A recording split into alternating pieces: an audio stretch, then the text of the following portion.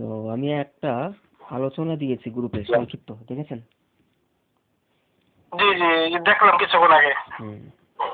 বুঝতে পেরেছেন কি? জি না বুঝতে পারিনি এটা। বুঝতে পারেননি? আমি বোঝার স্বার্থে গ্রুপে আমি আরো কিছু ছবি আপনাদের সামনে উপস্থাপন করছি এখনই, যেন গুরুজি আমি আজকে ছুটিতে আছি। হ্যাঁ অবশ্যই। দেখেন আমি কিছু ব্যথা করতেছে, লড়ার অবস্থা নাই আমার। জি জি ঠিক আছে, আপনি রেস্ট নেন, সমস্যা নেই। ছবিগুলো একটু দেখেন।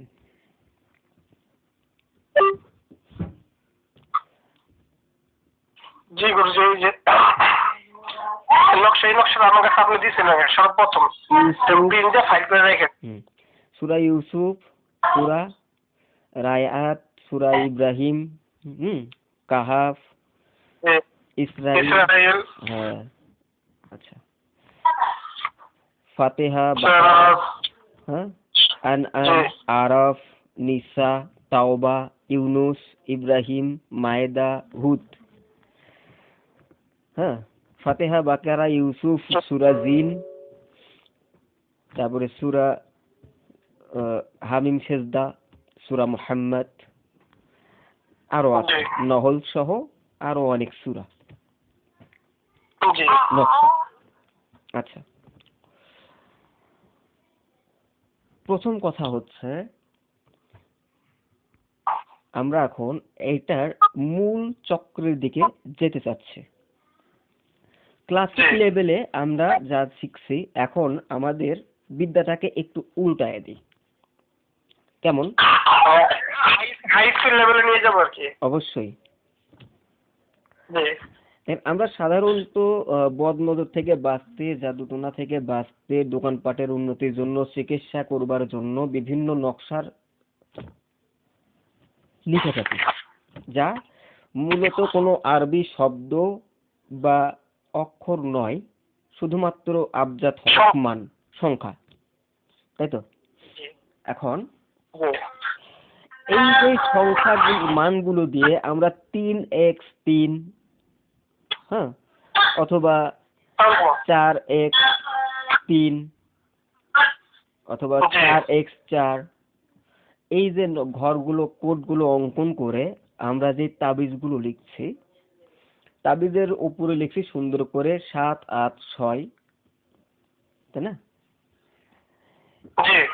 এগুলো কি আদৌ ইসলামের অংশ, নাকি আমরা ইসলামের আড়ালে কুফরির দিকে ধাবিত হচ্ছি? এই জিনিসটা আমাদের বোঝা দরকার।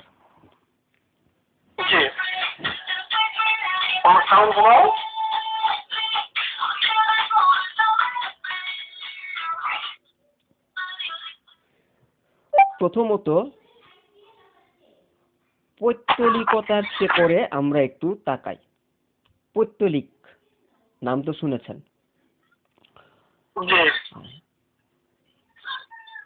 1801 সালে জাদুর বই, 1801 সালে জাদুর বই একটা আসে, দ্য ম্যাগাস, 105 নম্বর পৃষ্ঠায় দ্য ম্যাগাসের খুব সুন্দরভাবে বর্ণনা করেছে। সেটা কি? শনি গ্রহের সংখ্যা এবং মান এবং তার গাণিতিক উৎস। সেটা কি? 3x3 সংখ্যার একটা ঘর মিলে তাবিজ হবে, ঠিক আছে? 3x3 এই ঘরের একটা তাবিজ হবে। তাবিজের সংখ্যা দাঁড়াবে আবজাদ সংখ্যা 15। এটা শনি গ্রহের জন্য। নক্ষত্র পূজার এই নকশাগুলো লেখার জন্য যে নির্ধারিত গ্রহ দেখা হয়, এই নকশাগুলো লেখার জন্য একটা নির্ধারিত গ্রহ দেখে। প্রত্যেকটা জাদুর কিতাব বইগুলি কিনে দেখবেন, অমুক গ্রহের সময় এই নকশা, তমুক গ্রহের সময় সেই নকশা। রবিবারে এটা লিখতে হবে, সোমবারে এটা লিখতে হবে, মঙ্গলবারে ওইটা লিখতে হবে। এইগুলো মূলত আপনার গ্রহ পূজারই একটা অংশ, যা আপনার কি বলবো, এমন এমন কিছু জাদুর প্রাচীন কিতাব আছে যে কিতাবগুলির ভিতরে একটা অন্যতম কিতাব আমরা নাম শুনে থাকি প্রায়শই, পিকাটিক্স। এটা 2 নম্বর খণ্ডের ভিতরে সুস্পষ্টভাবে লেখা আছে যে কোন গ্রহ কখন উপস্থিত থাকে আর কোন গ্রহের সময় কি ধরনের নকশা লিখতে হয়। যেটা আমাদের কোনো ইসলাম বা সনাতনী ধর্মের অংশ নয়। পিকাটিক্স এটা হচ্ছে সম্পূর্ণ ইহুদিদের লেখা কিতাব। দাজ্জাল কখনো আমাদেরকে সরাসরি এসে বলবে না যে তোমরা কোরআন পড়ো না, হাদিস পড়ো না। এটা মূলত তারা এই দাজ্জালি ইজম অর্থাৎ ইহুদিরা সর্বপ্রথম যখন এই জিনিসটা আবিষ্কার করে, মানুষের সামনে উপস্থাপন করে, মানুষকে গুমরাহ করবার চেষ্টা করে আর কি, তখন তার সময় ছিল আমাদের থেকে প্রায় 4100 বছর পূর্বে, আমাদের থেকে, যখন মিশরীয়ান কাব্বালা সভ্যতা বা তারও আগের, তখন তারা করত কি, বিভিন্ন গ্রহ নক্ষত্র ইত্যাদির পূজা করত।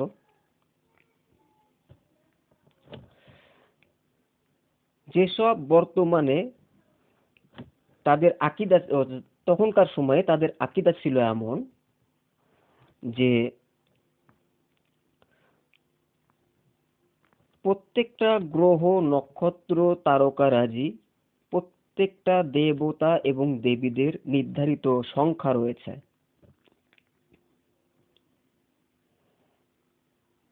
এবং শামস আল মারেফের ভিতরে উল্লেখ করা আছে, যেটাকে বর্তমানে অনেকেই ব্যবহার করে থাকে, শামস আল মারেফ।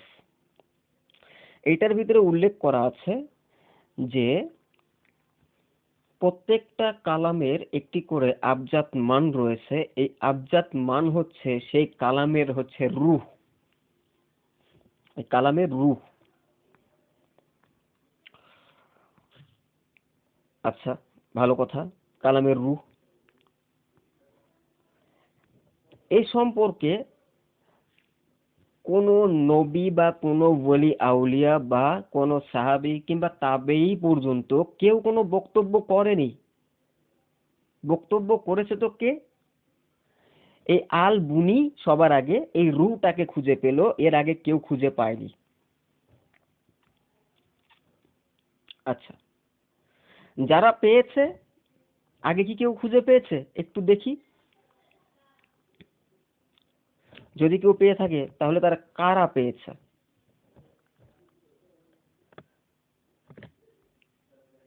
অবশ্যই কেউ না কেউ তো পেয়েছে না, তো তারা কে পেয়েছে সেটা একটু আমাদের দেখার দরকার।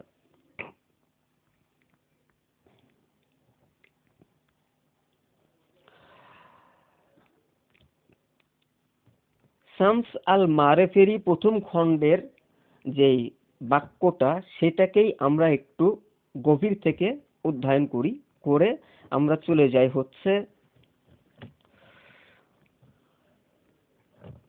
ইবনে খালদুন এর কিতাবে ইলমুল জাফর। এই ইলমুল জাফর সংখ্যা তত্ত্ব যা সমাজে প্রবেশ করেছে, ইলমুল জাফরে ইবনে খালদুন তিনি বলেন, খালদুন যে ইলমুল জাফর বা সংখ্যাতত্ত্ব মুসলিম সমাজে যা প্রবেশ করেছে, এটি মূলত কোনো ইলম না, শরিয়াহ কোনো কিছু না, এটা সম্পূর্ণ জাদুটোনা একটি শাখা বিশেষ, যা চিহ্ন হিসাবে বহন করে বিভিন্ন শয়তানি চিহ্ন এবং প্রাচীন গ্রিক নক্ষত্রের পূজা সম্পর্কে উল্লেখ করেছেন ইবনে খালদুন। ছোটখাটো ইমামের কথাই বললাম, বেশি বড়র কথা বললাম না আর কি। আরেকটা কিতাবের কথা আমি উল্লেখ করব, সেটা হচ্ছে প্রিকাট্রিক্স। এটি প্রাচীন দাজ্জালি বা শয়তানি জাদুবিদ্যার সবচেয়ে ভয়ঙ্কর কিতাব হিসাবে পরিচিত।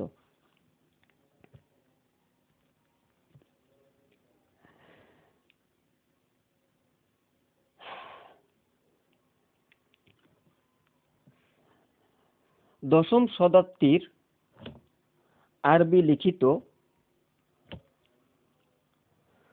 এই বইটি, বই নাম্বার 2 খণ্ডের আপনার 2 এবং 3 নাম্বার রেফারেন্সে অধ্যায়ে সুন্দর আকারে বলেছে, যেটাকে বলা হয় হচ্ছে, আমরা বলে থাকি যে ঘড়ি। এটা কি প্ল্যানেটারি, এটা হচ্ছে কি গ্রহের ঘড়ি।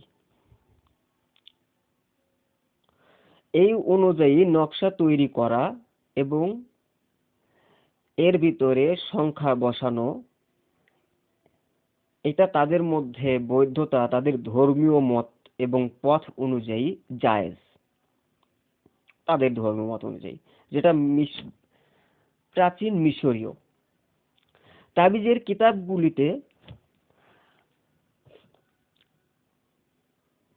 রবি গ্রহের, সূর্য বা মঙ্গলের সময় যে নকশা লেখা কথা বলা হয়, তা বহু সূত্র এই বইটিতে লিপিবদ্ধ করেছে। প্রিকাটিক্সের 2 খণ্ড বইয়ের 3 নাম্বার অধ্যায়ে যা পাওয়া যায়, এটি প্রমাণ করে যে নকশা ওহী নয়, বরঞ্চ প্রাচীন যেই অ্যাস্ট্রোলজিক্যাল ম্যাজিক তার সাথে সম্পর্ক রাখে আমাদের বর্তমান নকশাগুলি। আরেকটি কিতাব হচ্ছে দ্য ম্যাগাস। এটি আধুনিক নিউরোলজি ও সংখ্যাতাত্ত্বিক বিজ্ঞান।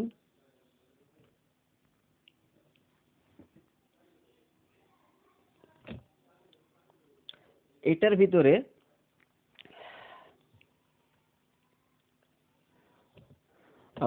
ওনার নামটি হচ্ছে ফ্রান্সিস ব্যারেট, 1801 খ্রিস্টাব্দে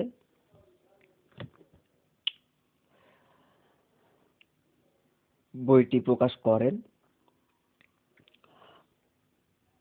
2 নাম্বার খণ্ডে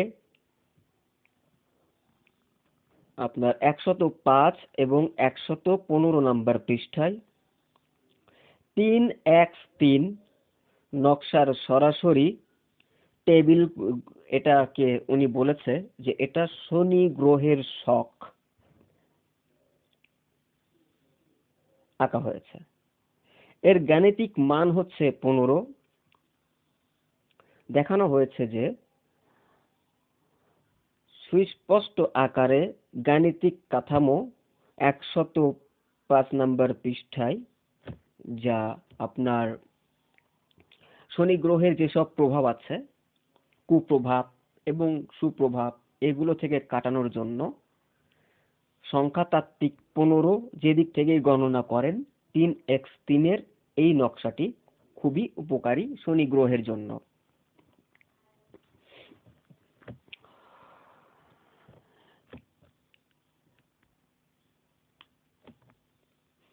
আমরা যদি আরো একটু গভীরে যাওয়ার চেষ্টা করি,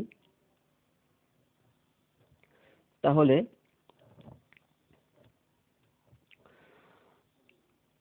যেটা আমাদের সামনে আরো স্পষ্ট হবে যে দেখেন আল্লাহ পাক রব্বুল আলামিন বলেন এবং অন্যান্য ভাষা যেমন ABCDEFG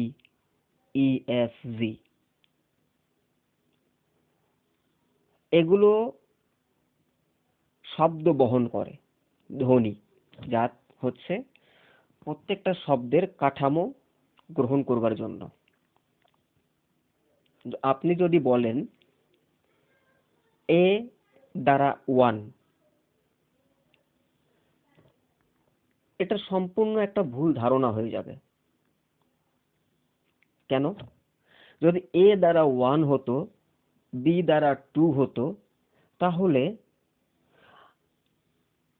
অ্যালফাবেট এর সাথে 1 2 3 যুক্ত হয়ে যেত, কিন্তু অ্যালফাবেটের সাথে কিন্তু 1 2 3 যুক্ত হয়নি। আমরা যারা বাংলা পড়ি, স্বরেও স্বরেয়া হস্যই দীর্ঘই, স্বরেও দিয়ে 1, স্বরেয়া দিয়ে 2 বলতে পারবো? পারবো না। কেন? আমাদের জন্য, ইংরেজির জন্য, হিন্দির জন্য, উর্দুর জন্য, আরবির জন্য, প্রত্যেকটা ভাষার জন্য আলাদা গাণিতিক উচ্চারণ রয়েছে। যেমন 1 2 3 4 ইংলিশ, বাংলার জন্য 1 2 3 4, ইংরেজির আপনার আরবির জন্য আলাদা রয়েছে।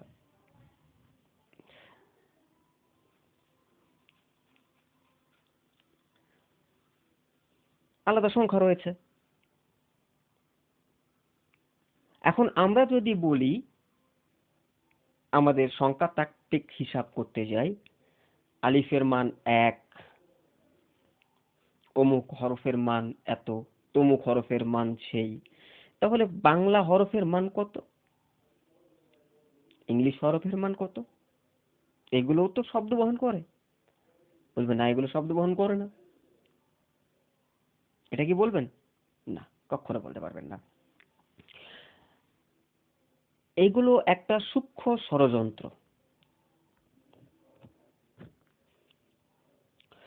আমি যে নকশাগুলো দিয়েছি এখন, সেই নকশাগুলোর দিকে একটু দৃষ্টিপাত করেন। সূরা ইউসুফ ছোট না বড়?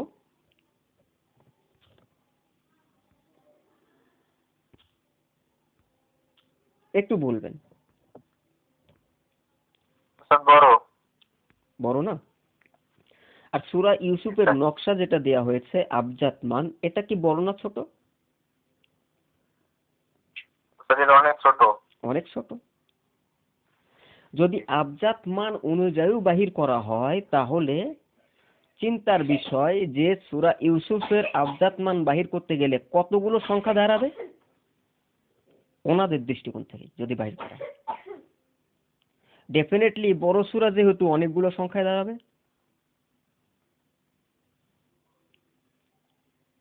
তাই না? তো এত ছোট্ট সংখ্যার ভিতরে এরা কিভাবে দিয়ে দিল?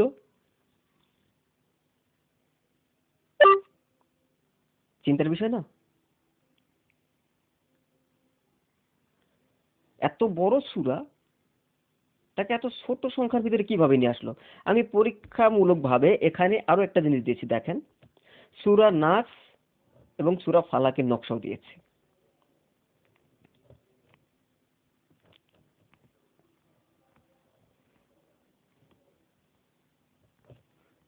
যেমন বড় বড় সূরা দেয়া আছে, সেখানে ছোট সূরারও দেয়া আছে। সূরা নাস, সূরা ফালাক, সূরা ইখলাস, সূরা ইব্রাহিম, এত বড় একটা সূরা, তার নকশা দিয়েছে কত ছোট, দেখেছেন?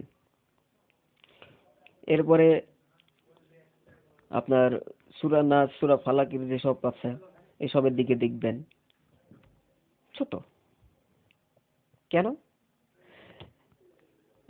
এই বড়। সূরা ফাতিহার নকশা দেখেন কত বড় করছে,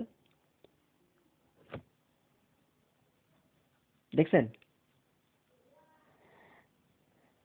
এক সূরা ফাতিহার তুমি যদি এত বড় মান বাহির করা হয়, তাহলে সূরা নিসার মান কত বড় হওয়া উচিত?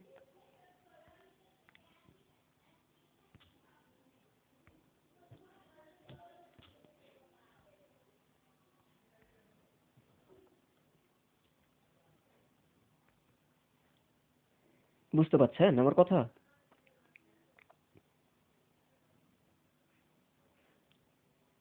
জি স্যার, বুঝতে পারছি।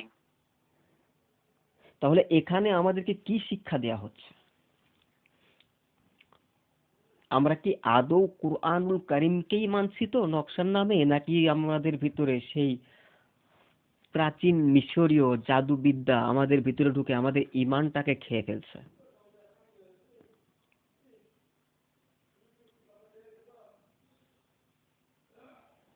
যেখানে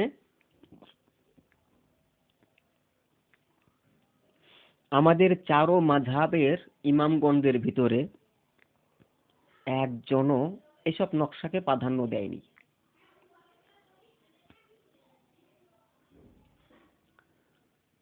যতগুলো মুজাদ্দিদ রয়েছে, একজনও প্রাধান্য দেয়নি।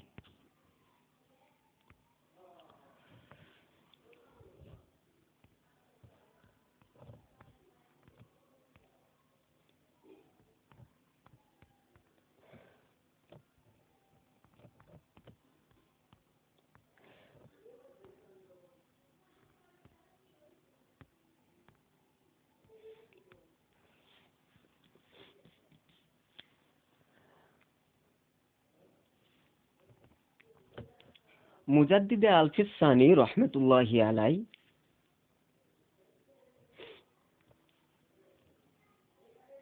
তিনি বলেন, শরীয়ত ও তরিকতের অন্যতম শ্রেষ্ঠ ইমাম হচ্ছেন ইমামে মুজাদ্দিদে আলফিস সানি রহমতুল্লাহি আলাই। তিনি এই ধরনের সংখ্যা তত্ত্ব এবং গ্রহ নক্ষত্রের প্রভাবকে সরাসরি প্রত্যাখ্যান করেছেন। মাকতুবাতে ইমামে রব্বানি,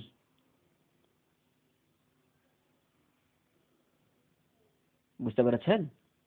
252 এবং 263 নম্বর পৃষ্ঠা। তিনি লিখেছেন যে মানুষের সাহায্য কেবল আল্লাহর কাছ থেকে আসে। তিনি সেই জ্যোতি এবং সাহায্য মানুষের কাছে তার কুদরত এবং কালাম দ্বারাই পাঠিয়ে থাকে। জ্যোতিষদের অ্যাস্ট্রোলজি বা গবেষণা অথবা সংখ্যাতাত্ত্বিক জ্ঞান এর তীব্র সমালোচনা করেছেন। তিনি বলেছেন, সংখ্যার হিসেবে কখনো নক্ষত্রের সময়ের উপরে ভিত্তি করে মানুষের ভাগ্য পরিবর্তনের দাবি করা সম্পূর্ণ বোকামি ছাড়া আর কিচ্ছুই না। তিনি একে ঈমান ধ্বংসের একটা সূক্ষ্ম ষড়যন্ত্র হিসাবে উপস্থাপন করেছেন, যা ঈমান বিধ্বংসী আশঙ্কাও তিনি দাবি করেছেন। জি গুরুজি, আজকে সকালে একটার সাথে টেলিগ্রামে আমার সাথে দুইটা কথা হয়েছে, আপনি হয়তো দেখেছেন মেসেজগুলো। এহসান হাবিব নামে একজন, আর এখানে দেখেন, মনে হয় একটা আমি টেলিগ্রাম আমার ফোন থেকে আনইনস্টল করে দিয়েছি। ঠিক আছে, আমার ফোনে বর্তমানে টেলিগ্রাম নেই, থাকলে হয়তো বা দেখতাম। আমি ওটাকে ফেলে দিয়েছি। কিন্তু এই বিষয়গুলো আপনাদের সামনে ক্লিয়ার হওয়ার দরকার, যার কারণে আমি এটা বলছি। শায়েখ আব্দুল কাদের জিলানী গাউসে পাক রাদিয়াল্লাহু তাআলা আনহু তিনি বলেছেন, তিনি যিনি আমাদের মাথার তাজ, বড় পীর, তার জীবনে বা তার কিতাবের কোথাও তিনি এই ধরনের গাণিতিক শখ বা গ্রহের সময় উল্লেখ করেননি। গুনিয়াতুত তলেবিন নামক যে কিতাবটি রয়েছে তার ভিতরে কোথাও এইরকম ধরনের কোনো রেফারেন্স নেই। তিনি বরঞ্চ এটা বলেছেন যে যারা জ্যোতিষী এবং অঙ্কের দ্বারা নির্ধারিত করে কোনো আয়াতকে শ্রুত করবার চেষ্টা করলো, তারা যেন গুমরাহির দিকে পা দিল এবং সময়কে নির্ধারণ করে তাবিজ লেখার প্রচলনের দিকে পা বাড়ালো, তারা না চাইতেই তারা ইসলামের নামে গুমরাহির দিকে ধাবিত হলো।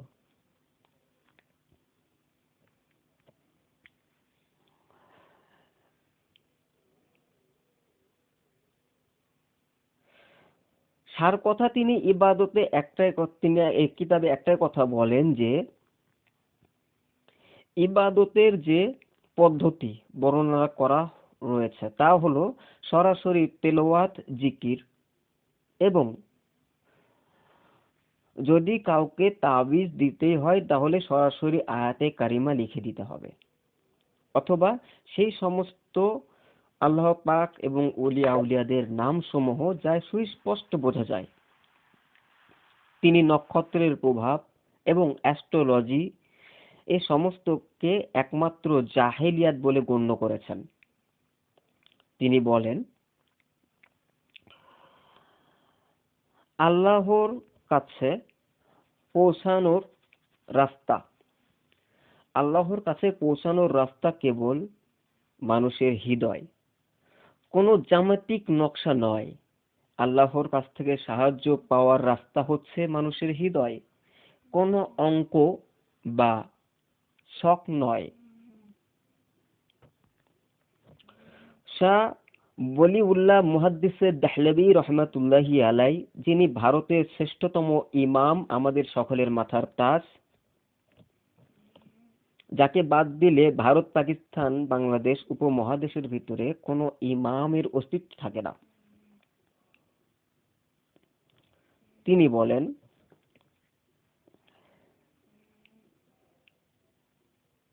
ইলমুল খাস বা গোপন নকশার বিষয়ে সাবধান। কেন?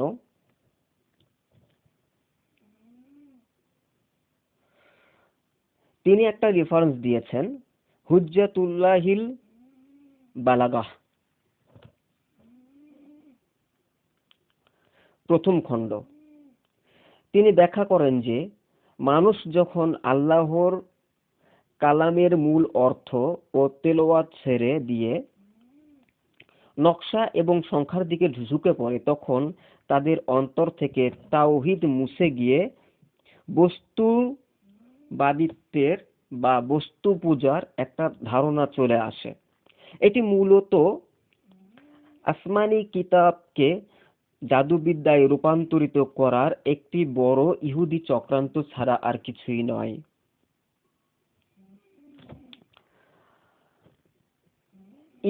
ইমাম ইবনে তাইমিয়া, যেটা আহলে হাদিসদের ইমাম,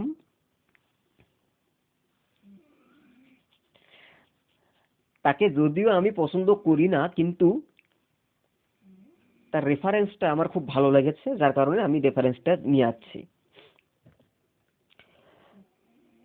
তিনি আধ্যাত্মিকতার এবং ওলিদের জীবন নিয়ে একটি গভীর গবেষণা করেছেন এবং তিনি এ ধরনের নকশা এবং শয়তানি আমল হিসাবে চিহ্নিত করেছেন। তিনি বলেছেন, ওলি আউলিয়া হক তাদের মানতে হবে, কিন্তু ওলিদের ভিতরে যারা অজ্ঞাতবশত এ ধরনের নকশা ব্যবহার করছে তাদেরকে এটা থেকে সরে থাকতে হবে। কেন? এটা শয়তান বা দাজ্জালের একটি সূক্ষ্ম পন্থ।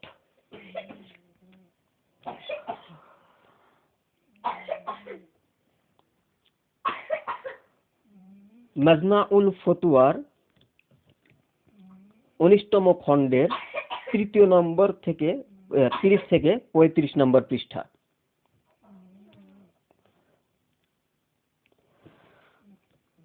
তিনি সরাসরি বলেছেন যে আল্লাহর আসমাউল হুসনা বা আয়াতের সংখ্যা তত্ত্ব হিসাবে আবজাদ বের করে নকশা তৈরি করা, তাতে জিন এবং শয়তানকে খুশি করা হয়। কারণ এতে কোরআনের মর্যাদাকে ছোট করা হয়। তিনি একে মুর্শিদদের পদ্ধতি হিসাবে অভিমত করেছেন, কিন্তু পরবর্তীতে তিনি আবার বলেছেন এটা হচ্ছে মুর্শিদ না, মুশরিকদের পদ্ধতি।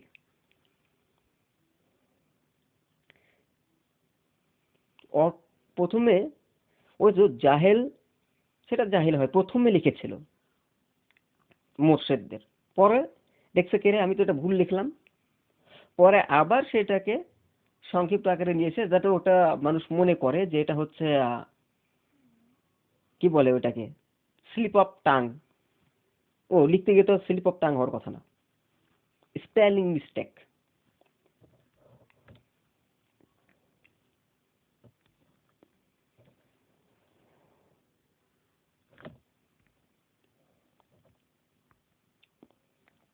তাহলে আমরা ডকুমেন্টস পেলাম, বড় পীর আব্দুল কাদের জিলানী তিনিও নিষেধ করেছেন, ইমাম ইবনে তাইমিয়াহ আহলে হাদিসদের ইমাম তিনিও ঘোর বিরোধিতা করেছেন, ওলিউল্লাহ আব্দুল হক মুহাদ্দিস দেহলভী তিনিও, মুজাদ্দিদ আলফিস সানি রহমতুল্লাহ আলাই তিনিও নিষেধ করেছেন।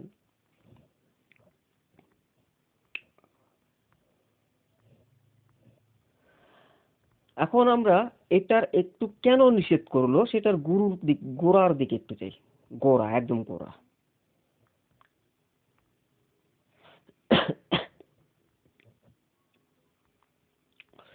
গোড়ার দিকে যদি তাকাই তাহলে আপনাদের আরো বুঝতে সুবিধা হবে। যেমন মিশরীয় দেবতাদের মধ্যে একটা হচ্ছে অনু, যাকে আকাশের দেবতা বলা হয়। অনু আকাশের দেবতা, তার সংখ্যা কত? 60। অ্যানলিল, যেটাকে বাতাসের দেবতা বলা হয়, যেটার সংখ্যা হচ্ছে 50।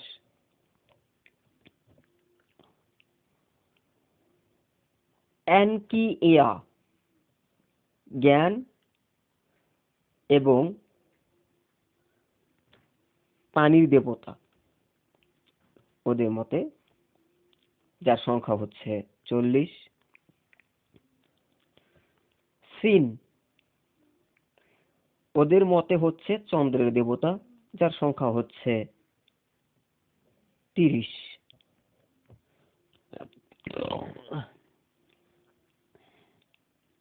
শামস সূর্যের দেবতা, যার সংখ্যা হচ্ছে 20। ইস্তার প্রেম ও যুদ্ধের দেবী, যার সংখ্যা হচ্ছে 15, যা শুক্র গ্রহ। আদাত ঝড় ও বজ্রপাতের দেবতা, যার সংখ্যা হচ্ছে 10।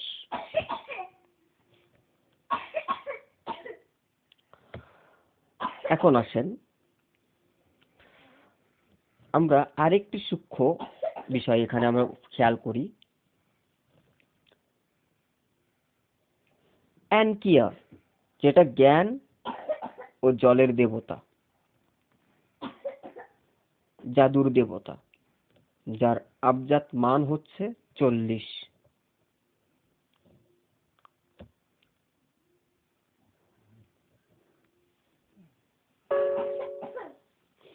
আমরা একটু খেয়াল করি 40 সংখ্যা দিয়ে আমাদেরকে কি রকম ভাবে বোকা বানানো হচ্ছে।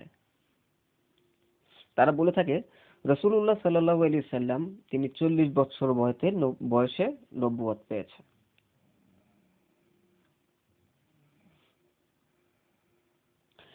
আসলে কি রাসূলুল্লাহ সাল্লাল্লাহু আলাইহি সাল্লাম 40 বছর বয়সে নবুয়তি পেয়েছেন, না তিনি ডিক্লার দিয়েছেন?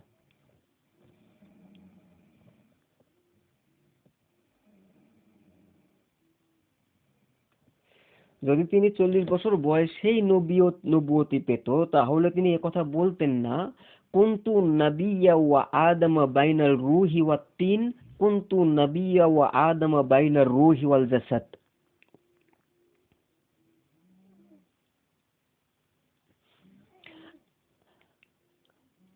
আনা আউয়ালুন নাবিয়্যা, আমি প্রথম নবী,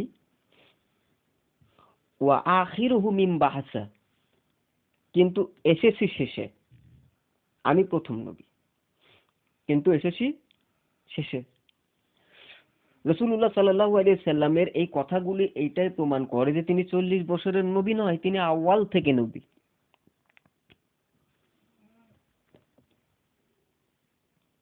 কিন্তু মানুষকে ধোঁকা দেওয়ার জন্য তাদেরকে বোঝানো হচ্ছে 40 এটা হচ্ছে মোহরে নবুয়তের একটা সিল।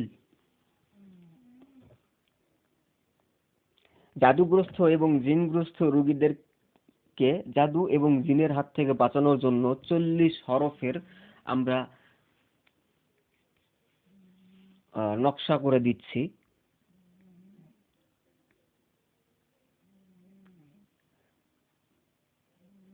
যা 9x9।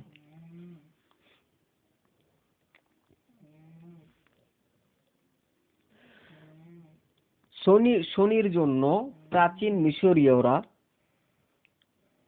যেই তাবিজ হতো 3x3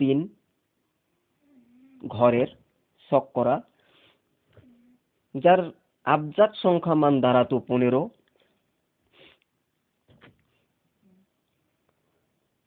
মুস্তারি দেবতার বা জিউস নামক যে দেবতা তাদের ছিল, মুস্তারিত বা জিউস, যাকে আমরা বৃহস্পতি বলে,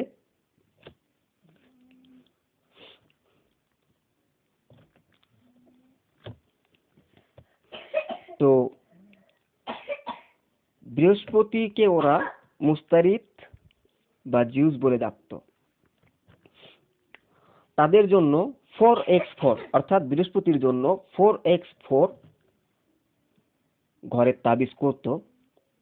প্রতিটি লাইনের যোগফল হতো তাদের 34। মঙ্গল গ্রহের জন্য একটা দেবতা ওরা দাঁড় করিয়ে দিয়েছে, যে দেবতার নাম হচ্ছে মিররিখ, আর পরবর্তীতে তার নাম তারা চেঞ্জ করেছেন অ্যারিস, যেটা মঙ্গলের জন্য। তার জন্য 5x5 ঘর অঙ্কন করত। প্রতিটা লাইনের যোগফল দাঁড়াতো 65। সূর্যের জন্য শামস বা অ্যাপোলো দেবতা তারা দাঁড় করাতো, যার তাবিজের ঘর করতে হচ্ছে 6x6। প্রতিটি লাইনের যোগফল দাঁড় করাতো ওরা 111 শুক্র গ্রহ, এটার জন্য ওরা দেবী বলতো, যেটাকে জোহরা বা অ্যাফ্রোডাইট বলে প্রকাশ করত।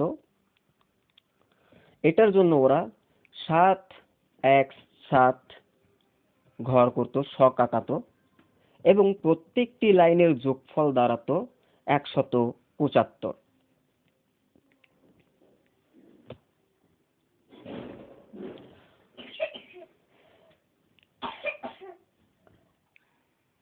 আর এই সবগুলিকে এক জায়গায় করে যে সংখ্যা মান দাঁড়ায়, এই সংখ্যাগুলি দিয়ে আমার দেয়া ছবিগুলোর ভিতরে একটা তাবিজ আছে। সেই তাবিজটা আপনারা খুঁজে বাইর করবেন, ওটা আপনাদের জন্য প্রশ্ন, আশা করি পারবেন, যেটা কুরআনুল কারীমের সূরার নামে চালানো হচ্ছে।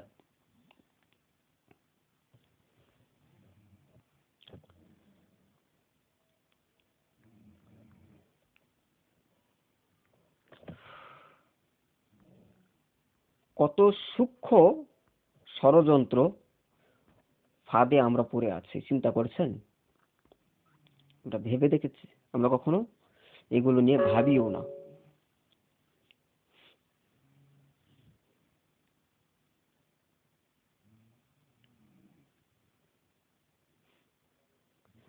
আপনারা কি আমার কথাগুলি বুঝতে পারছেন?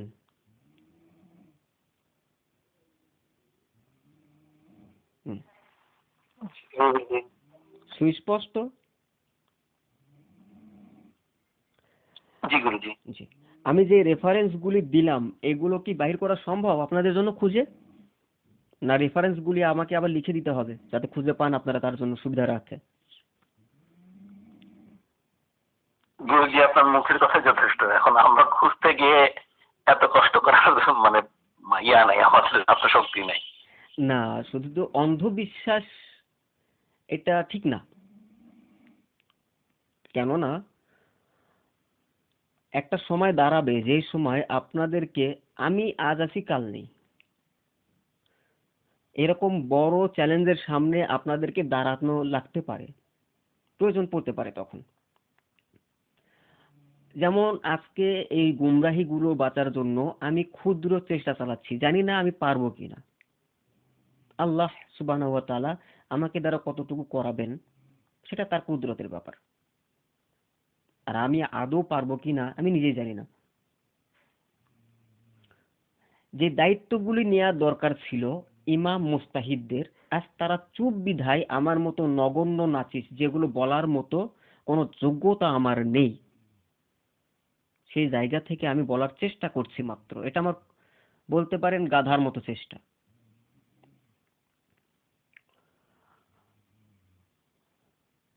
পরবর্তীতে এই ষড়যন্ত্রগুলি আরো ডিজিটালাইজ হয়ে আরো সূক্ষ্মভাবে আসবে, এটাই বাস্তবতা। আর সেটার মোকাবেলা করবার জন্য যদি উপযুক্ত দলিল প্রমাণ আপনাদের হাতে আমি না রেখে দিয়ে যেতে পারি, তাহলে কি হবে? পরবর্তীতে আপনারা সেটার মোকাবেলা করতে পারবেন না। ওগুলো গুমরাহি হয়ে এসে আপনাদের নয়তো আপনাদের ছেলেপেলেদের ঈমান খেয়ে ফেলবে। সুতরাং আমি যেটা বললাম সেটার পেছনে যদি শক্ত পোক্ত দলিলগুলো যেগুলো আছে সেগুলো যদি আপনাদের কাছে রেখে দিতে পারেন অথবা আপনাদের মস্তিষ্কে রাখতে পারেন, তাহলে পরবর্তীতে আপনারা সেটাগুলোর মোকাবেলা করতে পারবেন। পরবর্তী যুগের জন্য আপনারা এইসব বিপত্তি থেকে মানুষদেরকে বাঁচানোর একটা ঢাল হয়ে যাবেন।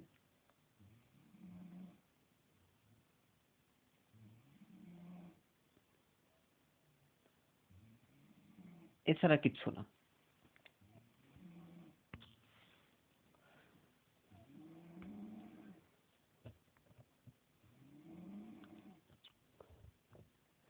আমি যে দেবতাগুলোর নাম উল্লেখ করলাম এবং যে তাবিজগুলো উল্লেখ করলাম, যেরকম ঘর ঘর সিস্টেম, এগুলো সম্পর্কে ধারণা কম বেশি তো আছে আপনাদের নাকি? দেবতাদের সম্পর্কে হালকা পাতলা আছে, কিন্তু তাবিজ গুলো সম্পর্কে এক বিন্দু মাত্র নেই। আচ্ছা, দেবতা এবং তার মানগুলো ঠিক আছে তো যা বলেছি? ওটা তো হালকা পাতলা আছে, এটা যাচাই করবো কিভাবে? গুরুজি আপনি যেটা বলেছেন, আর এর চেয়ে বেশ কিছু জানি না গুরুজি, অন্যরা জানতে পারে। আচ্ছা আচ্ছা, সমস্যা নেই। আমি আপনাদেরকে এই ডকুমেন্টসগুলি দেওয়ার চেষ্টা করব, আল্লাহ পাক রব্বুল আলামিন যদি চায়।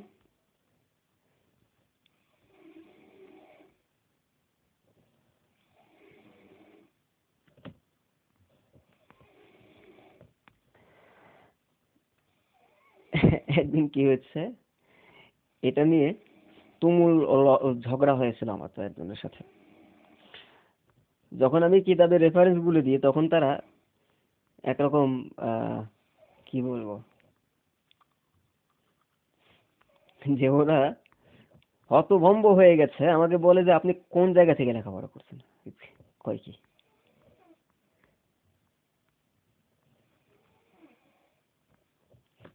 জ্ঞানী যারা বোঝে তারা শুধুই সারাই, যে কথা আছে না, আমার এই টুটা ফাটা দলিল দিয়ে তারা বুঝে ফেলেছে। কিন্তু অজ্ঞাত যারা, তাদেরকে কি দিয়ে বোঝাবেন?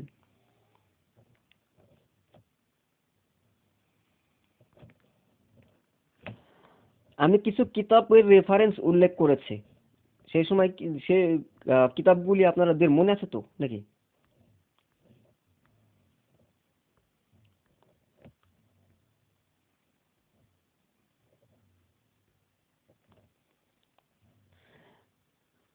যে কিতাবের রেফারেন্স গুলো দিয়েছি সেগুলো তো মনে আছে নাকি?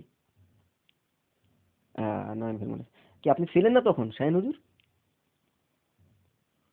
মনে হচ্ছিলাম না আচ্ছা আচ্ছা আচ্ছা সেই ক্লাসে, সম্ভব। আচ্ছা আচ্ছা না, আজকেই আলোচনা করেছি কিতাবের রেফারেন্স গুলো। আজকে আজকে আচ্ছা, আমি আসছি তো একটু আগে, আসছি মাত্র একটু আগে।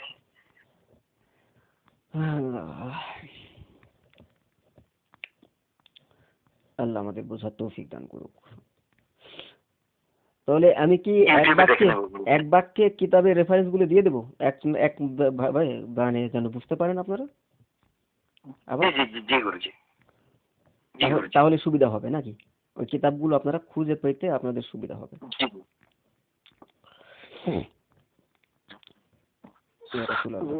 রেফারেন্সটা পরে হিসাব। আজকে এই বিষয়ে আলোচনা আপনি জানলেন কিভাবে যে সকালে ওই লোকের সাথে আমার সাথে নিয়ে হয়েছে?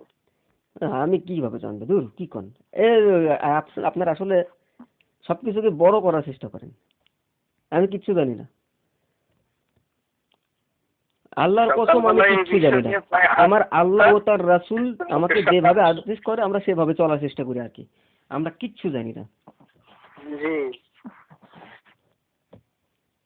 ঠিক আছে, আপনি জানলেন কি করে? আমি জানবো কি করে? সকালে আমার সাথে একটার সাথে অনেকক্ষণ কথা হয়েছে এসব গুলো নিয়ে। তাই? আচ্ছা, কি কথা হয়েছিল? ও যে নিয়ে এসে তারা নিয়ে এগুলা না হলে কাজ হবে না, এ হবে না, ও হবে না, নকশা জানতে হবে, সময় জানতে হবে, হাবি যাবি। ওই যে এখানে একদিন দুদিন ক্লাস করেছিল, টেলিগ্রাম গ্রুপে মেসেজ দিয়েছে। আচ্ছা আচ্ছা, আমি ওকে বললাম যে ও তুমি সেতারা গুনতে থাকো না, সেতারা গুনতে গুনতে দেখবা পা কবরে ঢুকে গেছে।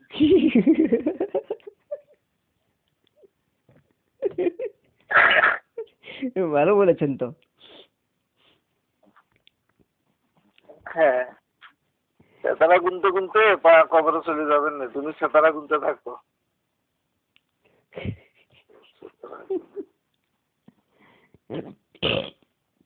দারুণ বলেছেন, দারুণ বলেছেন।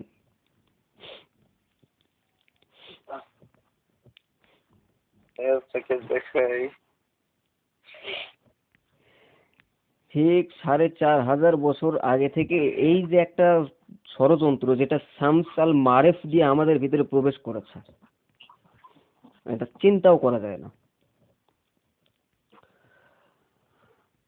আর মানুষ সেটাকে আমরা কি করি,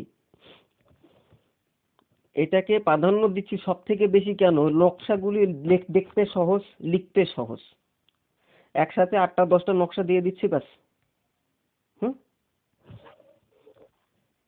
আর মনে করছি কপ্পা ইবাদত। আবার লেখার সময় উজু করা লাগবে, শর্ত। পাক পবিত্র থাকতে হবে, শর্ত। কেন? এই নাপাক একটা জিনিস যেটা ইসলামের অংশই না, সেটাতে আমি উজু মারাতে যাব? হ্যাঁ, ভাবকার শেষ নাই না?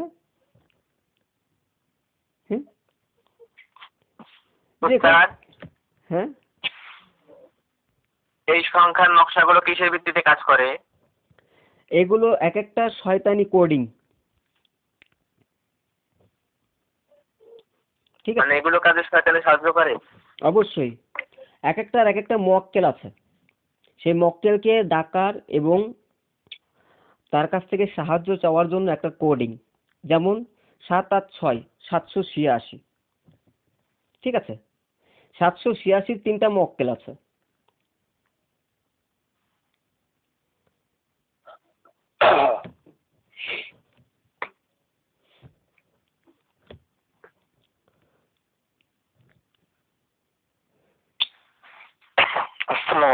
এগুলো এক একটা হচ্ছে এক একটা শক্তি কোড, মক্কেল এবং জিন।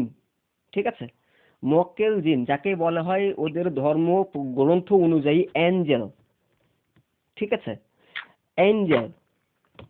কেউ কেউ তো এখন প্রমোশন হয়ে গেছে, তারা বলে এঞ্জেল মানে হচ্ছে ফারিস্তা। আগে বলতো এঞ্জেল মানে হচ্ছে দেবতা, এখন ইসলামে আইসা হয়ে গেছে এঞ্জেল মানে হচ্ছে ফারিস্তা, বুঝলেন? ওস্তাদ এই মক্কেলটা তো জিনও না ফেরেশতাও না, তাই না? না, এরা জিনও না ফেরেশতাও না। এরা কি হুম, এরা কি আসলে? এগুলো এমন এক এনার্জি যেটা সম্পর্কে আমি বিস্তারিত এর আগে আলোচনা করেছি, যে মানুষকে কিভাবে ধোঁকা করে, কিভাবে ধোঁকা দেয়, ঠিক আছে? যেমন আল্লাহর নামের সাথে আপনারা ৬৬ লাগাচ্ছেন, আপনারা বলেন তো আল্লাহকে ৬৬ মানের আসলে কি আল্লাহর যে ইজ্জত, আল্লাহ নামের যে মান, এটা কি আদৌ ৬৬তে আসবে? হুম, না গুরুজি, অপমানজনক আল্লাহর জন্য। অপমান না? ৭৮৬ আদৌ কি বিসমিল্লাহর মান আসবে?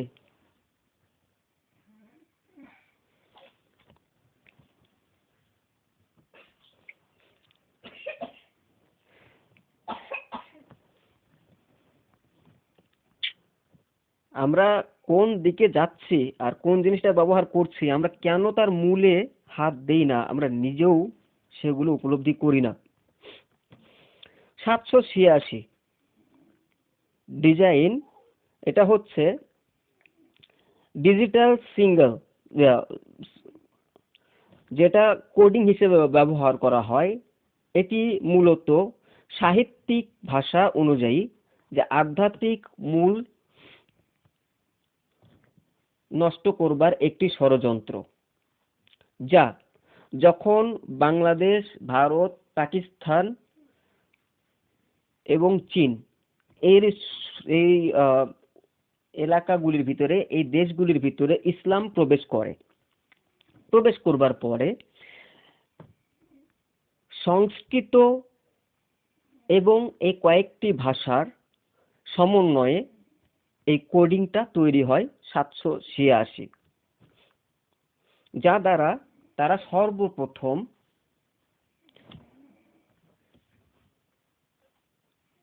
পূর্বের মায়া সভ্যতার শেষ অংশে যখন ইসলামটা প্রবেশ করে, তখন এই ৭৮৬ দিয়ে তারা ৪টা অ্যাঞ্জেল বা ৪টা দেবতাকে আহ্বান করত, যা শক্তি প্রতীক হিসাবে ধরত, শক্তির প্রতীক। আর আমি বলে থাকি এটা হচ্ছে শয়তানির ডিজিটাল সিম্বল ছাড়ার কিচ্ছু না।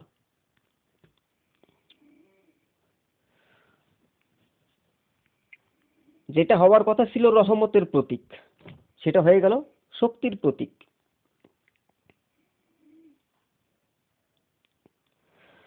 গুরুজি, এটা খুব ভয়ঙ্কর একটা ব্যাপার এখন বুঝলাম। বাংলাদেশে যত এইসব কোরআনের আয়াতের যেসব গ্রন্থ আছে, মানে নিয়ামুল কোরআন, মকসুদুল মুমিন, এই জাতীয় যে গ্রন্থগুলা মানে আমলের গ্রন্থ, সেটার মধ্যে বিসমিল্লাহ শরীফের ফজিলত বা আমল নিয়ে একটা চ্যাপ্টার থাকেই, খুব কমন।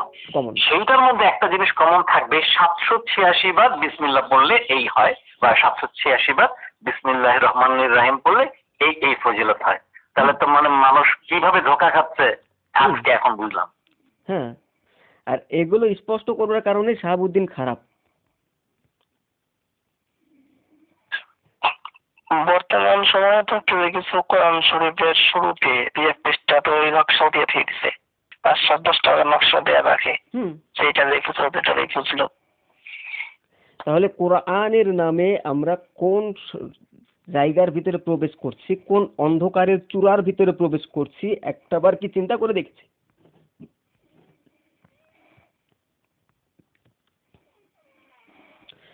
কোরআনের নামে, ইসলামের নামে আমরা সেই পদ্ধতিগুলো বারবার গ্রহণ করছি।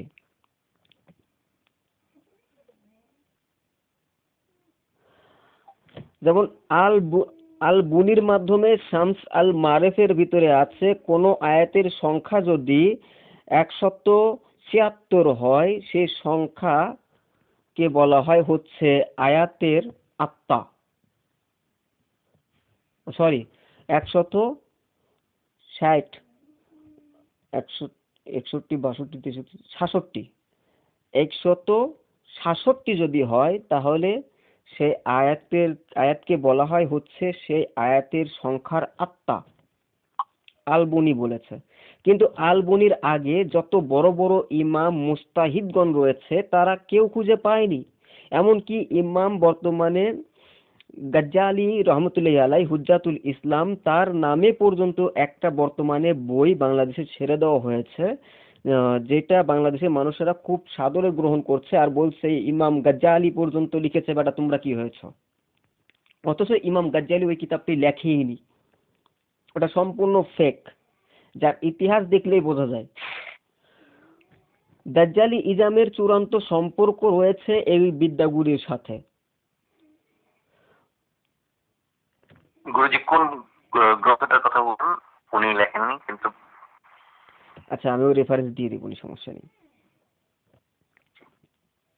মানে ওনার অনেক গ্রন্থ পড়েছে তো, এবং আমার খুব প্রিয় গ্রন্থ, এখন বুঝতে হবে যে ওগুলা তো তাহলে ওনার লেখা না।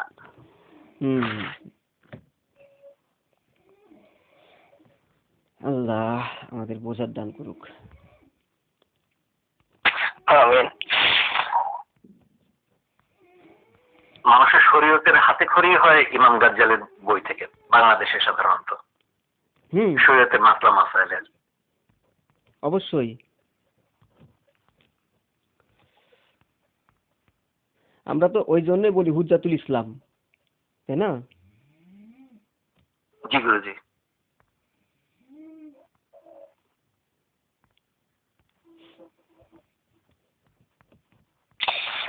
গুরুজি কথা বলি। জি একটা কথা বলি। বলেন সংক্ষিপ্ত আকারে। সংক্ষিপ্ত আকারে হবে না গুরুজি, একটু দেরি হবে। বলেন। কালকে যে আপনি আসলেন তার আগে আমরা ওই যে নয়ন ভাই আছে, নয়ন ভাইয়ের সাথে ওই ব্যাপারে পরে কথা বলছি, ওইটা আমার কানের বাইরে নেই, ঠিক আছে? ওই ব্যাপারে পরে কথা বলছি, ওইটা আমার কানে আছে, সমস্যা নেই, ওই ব্যাপারে পরে কথা বলছি। কালকে তো আমায় ডাকার উদ্দেশ্যই ছিল ওইটা, কিন্তু আমি কথা ঘুরে নিয়েছি কারণ মেরাজের রাত, ঠিক আছে?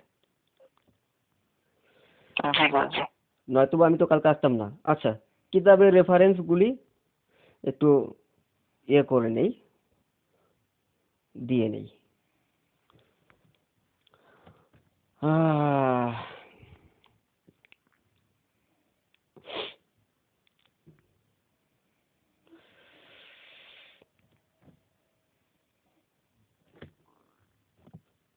দি ম্যাগাস, ঠিক আছে, 2য় খণ্ড 105।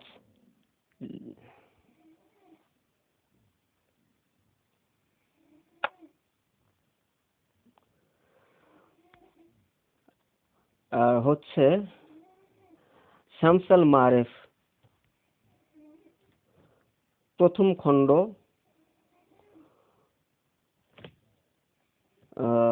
আল ওয়াকাফ পরিচ্ছেদ।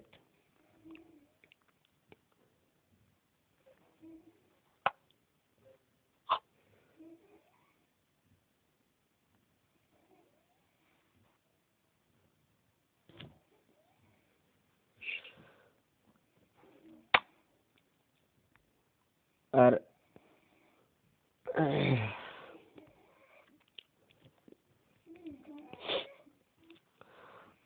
মুজাদ্দিদ আলফিসানি রহমতুল্লাহি আলাইহির কিতাব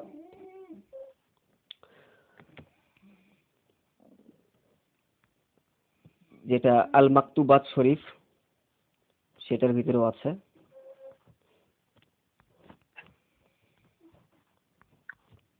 আব্দুল কাদের জিলানী হুজুরের বুনিয়াতুত তলেবিন,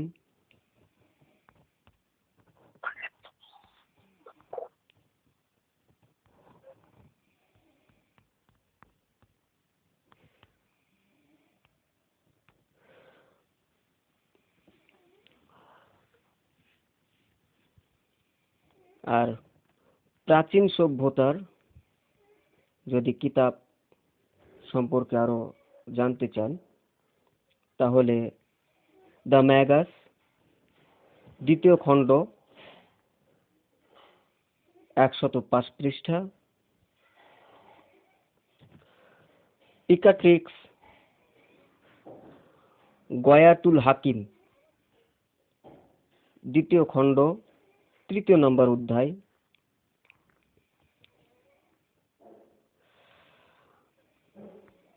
এবং আল মুকাদ্দিমা ইবনে মাখদুম, 3 খণ্ড, ইলমুল আসার অধ্যায়।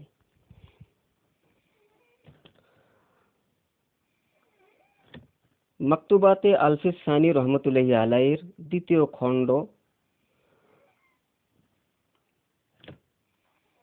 252 পৃষ্ঠা,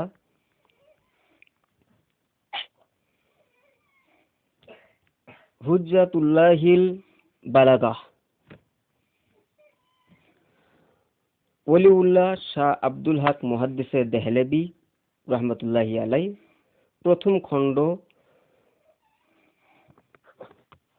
শিরকের বর্ণনা।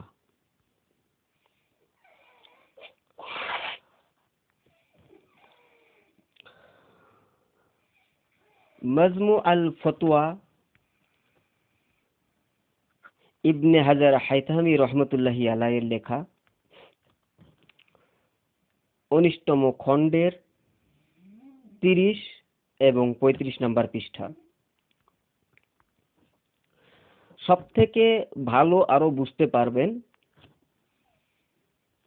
দ্য ম্যাগাস এর 2য় খণ্ড, 105 পৃষ্ঠা, এবং পিকাট্রিক্স, যা আরবি নাম হচ্ছে গয়াতুল হাকিম, প্রাচীন জাদুর গ্রন্থ, যার 2য় এবং 2য় খণ্ডের 3 নম্বর অধ্যায়ে বিস্তার আলোচনা রয়েছে। আশা করি রেফারেন্সগুলি বুঝতে পেরেছেন। আমি কি বোঝাতে পেরেছি?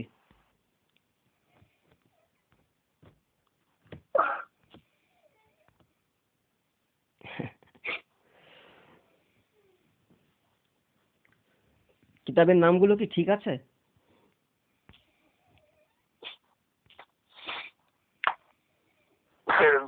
গোষ্ঠী জীবনে এই নাম শুনে না এই প্রশ্ন করা মানে শুধু শুধু লজ্জা দেয়, আর কিছু না। কেন আপনার এসব বইয়ের নাম শুনেননি? সঠিক আছে কিনা সেটা আমাদের কাছে জিজ্ঞেস করা মানে এটা আমাদেরকে লজ্জা দেওয়া, আর কিছু না। আমার তো ভুল হতে পারে না, এই জন্য তো আপনাদেরকে জিজ্ঞাসা করা আর কি, যেহেতু ভুলের ঊর্ধ্বে আমি না, তাই না? আরে দেখেন, আমি যেটা বলেছি দ্য মেগাস লিখেছে হচ্ছে ফ্রান্সিস ব্যারেট লিখেছে। হ্যাঁ, আর আরেকটা যেটা বলেছি পিকাট্রিক্সটা লিখেছে হচ্ছে যেটার নাম অজ্ঞাত, কোনো নাম প্রকাশিত হয়নি, যেটাতে বইয়ের নিচে কোনো নাম লেখেনি, তবে প্রাচীন জাদুকর ওই নামের জায়গায় লেখা আছে প্রাচীন জাদুকর। সম্পূর্ণ ইংলিশ এবং আরবি দুইটাই। এখন বাংলা পাওয়া যাচ্ছে কিনা আমার জানা নেই।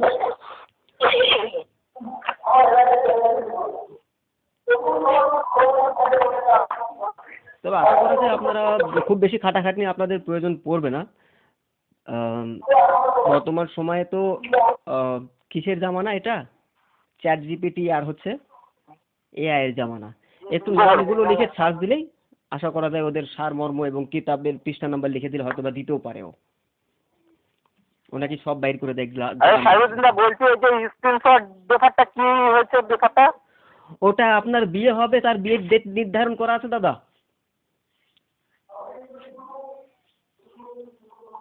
কেন আমার কথা কি হলো? আরে কিচ্ছু না, ওই কে করলো? আপনার বিয়ে ঠিক হয়ে গেছে তো বাংলাদেশে? হ্যাঁ হ্যাঁ, আমি তো কালকে যাচ্ছি তো, হ্যাঁ হ্যাঁ হ্যাঁ, আসেন আসেন, ভোরে গাড়ি ঢুকছি। একদম একদম একদম। এই, গাড়িতে উঠবেন কেন, কপ্তারি করে আসবেন আপনি? দূর, বিল গেটসের নাতি, সে আসবে গাড়িতে? মান সম্মান খাইছে? আমি নিজস্ব প্লেন আছে, ওটাই তো। ওইটা ওই যে কালকে টেলিগ্রামে মান্নান হুজুর একজনের সাথে তর্ক বিতর্ক করেছে, তো কথার প্রসঙ্গে কথাটা উঠেছিল বিধায় উনি স্ক্রিনশট অথবা দিয়েছে যে দেখেন এরকম আলোচনা হয়েছে, এছাড়া কিচ্ছু না। এই আবার ডিলিট হয়ে গেল কেন?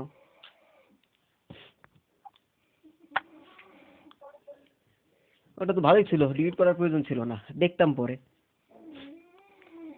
তো যাই হোক, আমি যে রেফারেন্সগুলো দিয়েছি এর ওপরে ইনশাল্লাহ আপনারা যাচাই বাছাই করবেন। আর সব থেকে একটা জিনিস মনে রাখার চেষ্টা করবেন যে কোনো শর্টকাটই কিন্তু ভালো না। শর্টকাট কখনো মঙ্গল আনতে পারে না, বা শর্টকাট কখনো উন্নতির রাস্তা দেখাতে পারে না।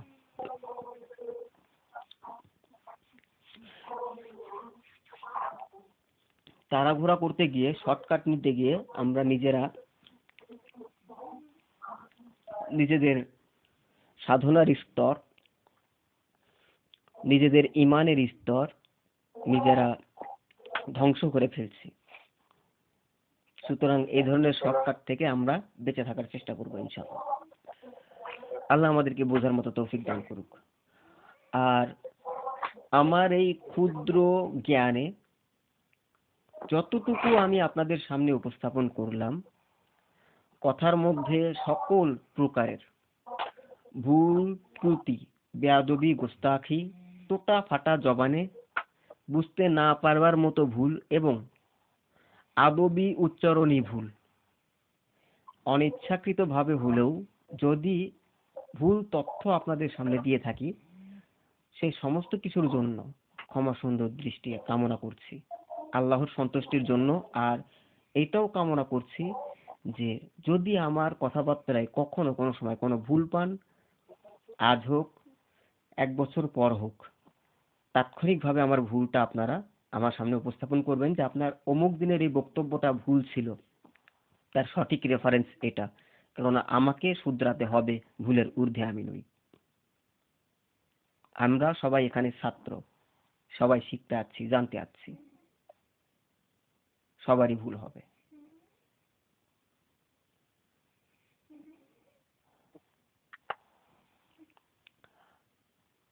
এই বিষয়টা এখন আপাতত এখানে বন্ধ করতে।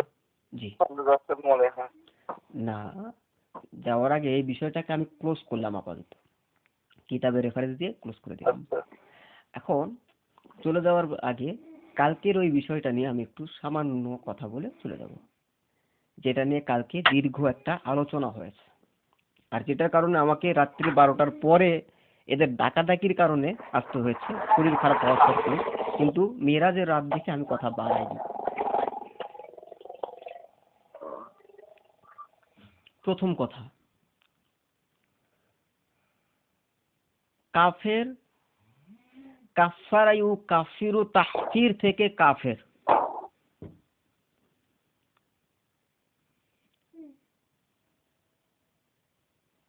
কাফারা কাফিরু তাহকির থেকে কাফের, এটার মানে হচ্ছে গোপন করা বা রোপণ করা। আমি যে জামা গায়ে দিয়ে আছি পাঞ্জাবি, গাটা ঢেকে রাখছি, তাহফিরের দৃষ্টিকোণ থেকে এই যে গাটাকে গোপন করে রাখা হয়েছে, এই কারণে আমিও কাফের।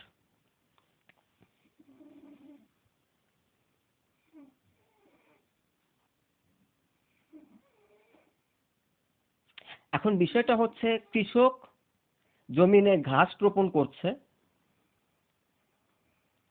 তাহফিরের দৃষ্টিকোণ থেকে ওইখানে জমিনে ঘাস, ধান রোপণ করছে, এই ধান রোপণ করার কারণে সেই ব্যক্তিটাও কাফের তাহফিরের দৃষ্টিকোণ থেকে।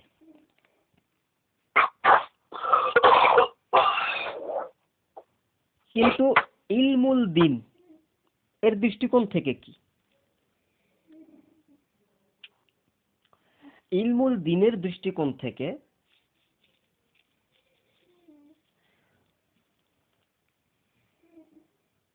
কুরআনুল কারীম সূরা আল মায়েদা আল্লাহ বললেন, আয়াউমা আকমামতু লাকুম দীনাকুম ওয়া আকমামতু আলাইকুম নি'মাতি ওয়া রাদিতু লাকুমুল ইসলামি দীনান।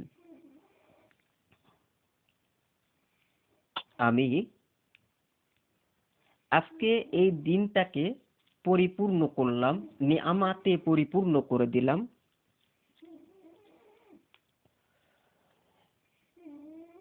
এবং আমার নিয়ামতকে পরিসমাপ্ত ঘোষণা করলাম।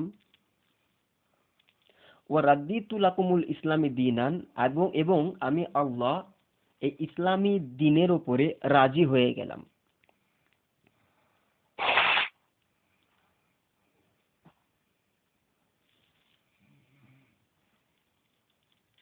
আল্লাহ পাক রব্বুল আলামিন তিনি আমাদেরকে একটা গণ্ডির মধ্যে রেখে দিলেন, ইসলামী দিন, তার উপরে রাজি হয়ে গেলেন। যারা ঈমান আনলো, ইসলাম গ্রহণ করলো, আল্লাহ ও তার রাসূলের উপরে ঈমান রাখলো, ফেরেশতাদের উপরে ঈমান রাখলো, আখিরাতের উপরে ঈমান রাখলো, তারা আমানু, ঈমানদার।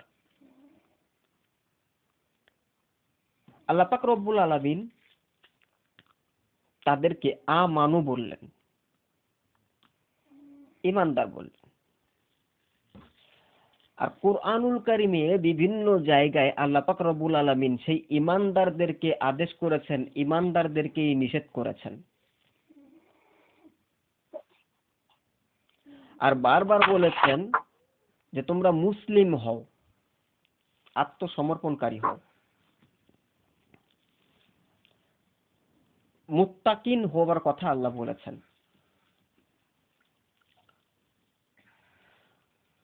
তার মানে হচ্ছে ইসলামের চূড়ান্ত পন্থা হচ্ছে আল উসলিম, আমি আত্মসমর্পণ করলাম, করলে হবে মুসলিম। নয়তোবা মুসলিম বলবার মতো কারো অধিকার নেই। যেখানে মুসলিম বলবারই অধিকার নেই, সেখানে আমি আরেকজনকে কাফের বলবো কি করে? প্রথম কথা। দ্বিতীয় কথা, লা ইকরাহা ফিদ্দিন, কারো দিনের ব্যাপারে কোনো জোর জবরদস্তি চলবে না। তোমার দিনের সৌন্দর্য দেখে যদি তোমার দিনের দিকে কেউ আকৃষ্ট হয়, তাহলে তাকে তুমি গ্রহণ করো। উদউ ফি সাবিলি রাব্বিকা ওয়াল মাউইজাতিল হাসানা ওয়া জাদিলহুম বিল্লাতি ইয়া আহসান। উদউ ইলা ফি সাবিলি রাব্বিক, তোমরা তোমাদের রবের প্রতি মানুষকে ডাকো। ওয়াল মাউইজাতিল হাসানা, উত্তম নসিহতের মধ্য দিয়ে। ওয়া জাদিলহুম বিল্লাতি ইয়া আহসান, তোমাদের মুখের ভাষা যেন হয় সুন্দর এবং আহসান, যা বোঝার মতো, যুক্তি এবং বোঝার মতো, উগ্রতা এবং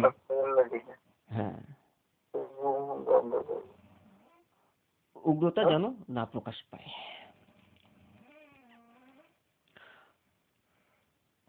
তাহলে যেখানে আমার দায়িত্ব হচ্ছে আনা খলিফাতুল্লাহ, আমি আল্লাহর খলিফা, তো আমার দায়িত্ব হবে আল্লাহ ও তার রাসূলের কথাগুলিকে এবং তার ধর্মের নূরটাকে মানুষের সামনে এমনভাবে উপস্থাপন করব যাতে আমার প্রত্যেকটা কথা এবং কাজের মধ্যে দিয়ে ইসলামের সৌন্দর্য তাদের সামনে ফুটে ওঠে, এবং প্রত্যেকটা কথা দ্বারা তারা ইলমুল নূর পায়, প্রত্যেকটা কাজ দ্বারা তারা ইলমুল নূর পায়, আর এই ইলমুল নূরটাই তাদেরকে হেদায়াত দিয়ে দিবে।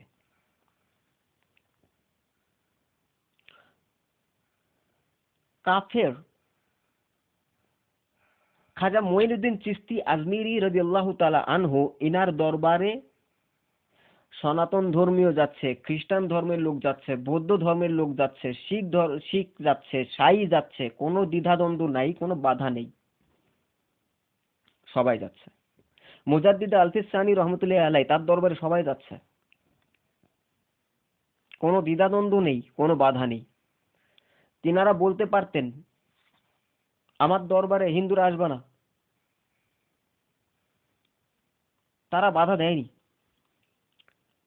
কেন? একটা ওয়ালিউল্লাহ হয়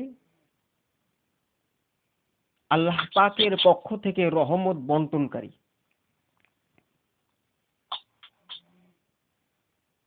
আর যারা রহমত বন্টনকারী হয় তাদের কাছে সকল ধর্মের, সকল বর্ণের, সকল পেশার মানুষই নিরাপদ। সকলেই তাদের কাছে যাবে, সকলেই তাদের কাছ থেকে নিয়ামত নেবে। তারা কখনো কাউকে বলবে না যে বাবা তোমার নিয়ামত পাওয়ার জন্য তোমার ধর্মকে ত্যাগ করে আসতে হবে। না না, ওইটার দরকার নেই। যদি সে প্রয়োজন মনে করে, যখন সে তার সৌন্দর্যটা বুঝতে পারবে, যখন তার মনের ভিতরে হেদায়েতের নূর জাগ্রত হবে, তখন সে এমনিই বলবে যে হুজুর আমাকে বায়াত করুন, আপনার ধর্মের অন্তর্ভুক্ত করুন।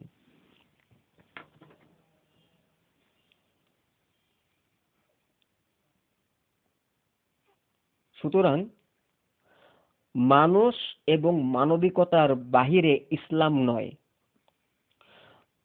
যেখানে দিন পরিপূর্ণ হয়ে গেল, মুকাম্মাল হয়ে গেল, এই আয়াতে কারিমা নাজিল হয়ে গেল, তারপরে তো আর সূরা নাজিল হওয়ার কোনো প্রশ্নই ওঠে না।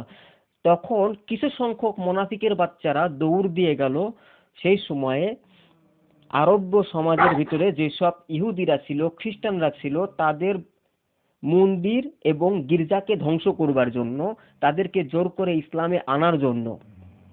যখন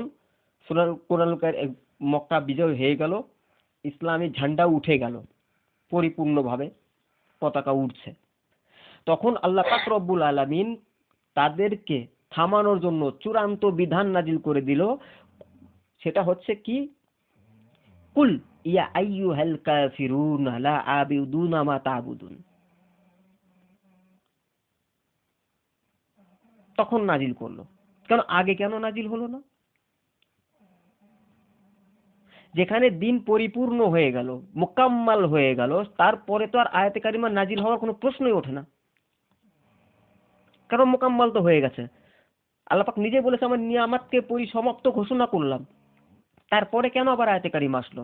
কেন? ওই মুনাফিকদেরকে শায়েস্তা করবার জন্য, যারা ইসলাম এবং বিভিন্ন ধর্মের লোক, বিভিন্ন ধর্মের ধর্ম, বর্ণ, জাত পাত বিচার করা শুরু করে দিল, যারা ভিন্ন ধর্মের মানুষদেরকে ঘৃণা করা শুরু করে দিল, তাদের উপরে আঘাত করা শুরু করে দিল, তাদেরকে প্রোটেকশন দেওয়ার জন্য এবং আল্লাহ সুবহানাহু ওয়া তাআলার ধর্ম এবং দিনটার সৌন্দর্যকে আরো বৃদ্ধি করবার জন্য এই আয়াতে কারিমাগুলি নাজিল করেছেন।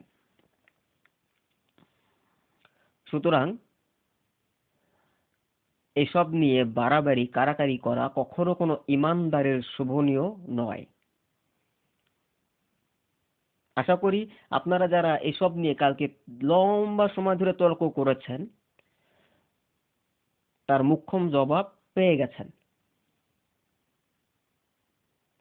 আমি ছিলাম না গুরুজি, আমি কালকে এমনি মরে যেতে লাগছিল। আর কোনো দ্বিধাদ্বন্দ্ব আছে আপনাদের?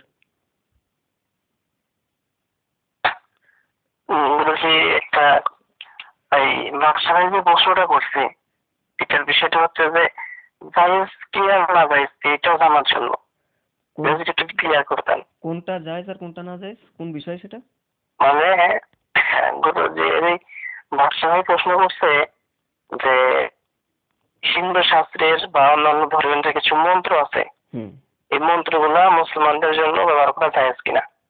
তো আমি বলছি যে যেখানে বেশিরভাগ মন্ত্রই হচ্ছে আল্লাহ ব্যতীত অন্য জনকে শরীক করা হয় তার সাথে, তো আল্লাহ ব্যতীত যেহেতু অন্য জনকে শরীক করা জায়েজ নাই, এটা শিরিক, সেহেতু এটা জায়েজ নাই, আমি এটা বলছি। ঠিক আছে? তো নন্দাই হচ্ছে এটা নিয়ে একটা আপত্তি করছে, কেন জায়েজ থাকবে না। আচ্ছা, এই একটা বিষয় হচ্ছে আর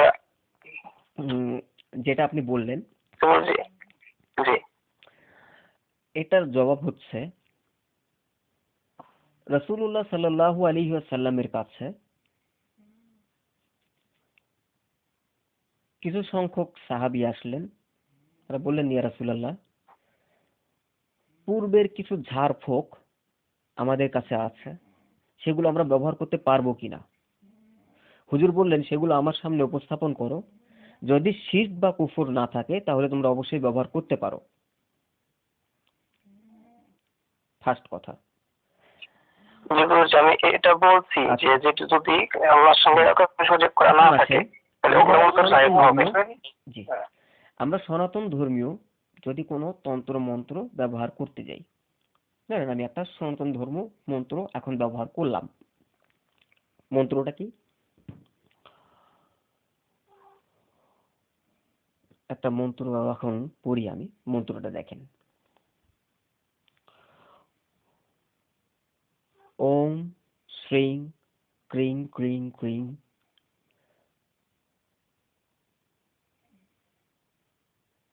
শ্রী ভগবতায় দুর্গায় শিবম परमुद्धम नमोनते শ্রীভং তুহাং ডিং ফুট সোয়াহা। এখন এর ভিতরে আপনি শিরকটা পেলেন কই?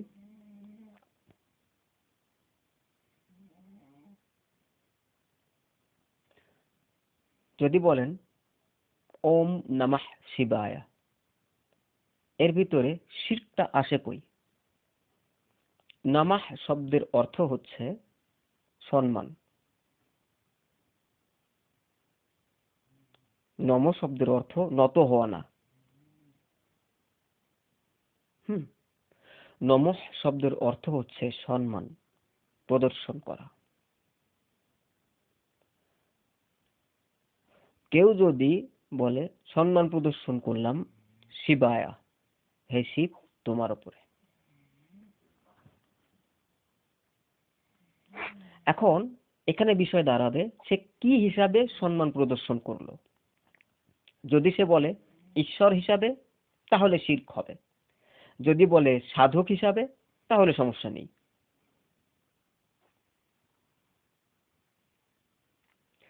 একটা সাধককে সম্মান দেখাতেই পারে। যেমন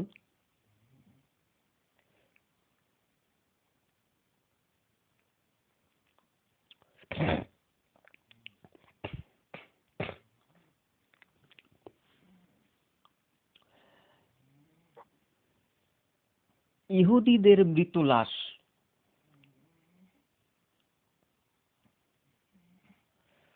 রাসূলুল্লাহ সাল্লাল্লাহু আলাইহি ওয়াসাল্লাম সাহাবা একরামদেরকে নিয়ে বসাছিলেন, ইহুদিদের লাশ আছে, তিনি উঠে দাঁড়ালেন, সাহাবা একরামও দাঁড়ালেন। লাশ চলে যাওয়ার পরে সাহাবা একরাম প্রশ্ন করলেন, ইয়া রাসূলুল্লাহ ওটা তো ইহুদির লাশ ছিল। তিনি উত্তরে বললেন, হ্যাঁ লাশ ছিল, আমি ইহুদির কারণে দাঁড়াইনি, আমি লাশের সম্মানে দাঁড়িয়েছি। লাশের সাথে অনেকগুলো ফেরেশতারাও থাকে। এখানে বুঝিয়েছে যে প্রত্যেকটা জিনিসের ইজ্জত এবং সম্মান মর্যাদা রয়েছে, সেটা যে কোনো শ্রেণীর, যে কোনো ধর্মের, যে কোনো বর্ণের মানুষ, তো সে সাধনা করেছে, সে কারো ক্ষতি করেনি, মানুষদেরকে জ্ঞানের পথে আনার চেষ্টা করেছে, এইটাই হচ্ছে তার কিছু ভালো কাজ, হতে পারে তার রীতি রেওয়াজ ভিন্ন। সুতরাং কেউ যদি তাকে সম্মান প্রদর্শন করে এতে কোনো গুনাহ নেই, কিন্তু যদি রবের স্থানে বসায় কিংবা রিসালাতের স্থানে বসায় তাহলে সেখানে শিরক হবে। ব্যাপারটি বুঝতে পেরেছেন? কেউ যদি গাউসে পাককে বাবা বলে ডাকে শিরক হবে না, কিন্তু গাউসে পাককে যদি রব বলে ডাকে তাহলে শিরক হবে। আমরা বলে থাকি বিসমিল্লাহি মাদাদ কুনিয়া আব্দুল কাদের জিলানী, আল্লাহর নামে শুরু করছি, মাদাদ কুন সাহায্য করো, হ্যাঁ আব্দুল কাদের জিলানী। জি সুরজিৎদা, আল্লাহর নামে শুরু করছি, হে গাউসে পাক আমায় সাহায্য করো, হ্যাঁ আব্দুল কাদের জিলানী আমায় সাহায্য করো। সাহায্য চাইলাম আব্দুল কাদের জিলানীর কাছে, কিন্তু কোরআন বলছে কি তোমরা আল্লাহ ব্যতীত আর কারো কাছে সাহায্য চেও না, কিন্তু আমরা সাহায্য চাইলাম গাউসে পাকের কাছে। কেন?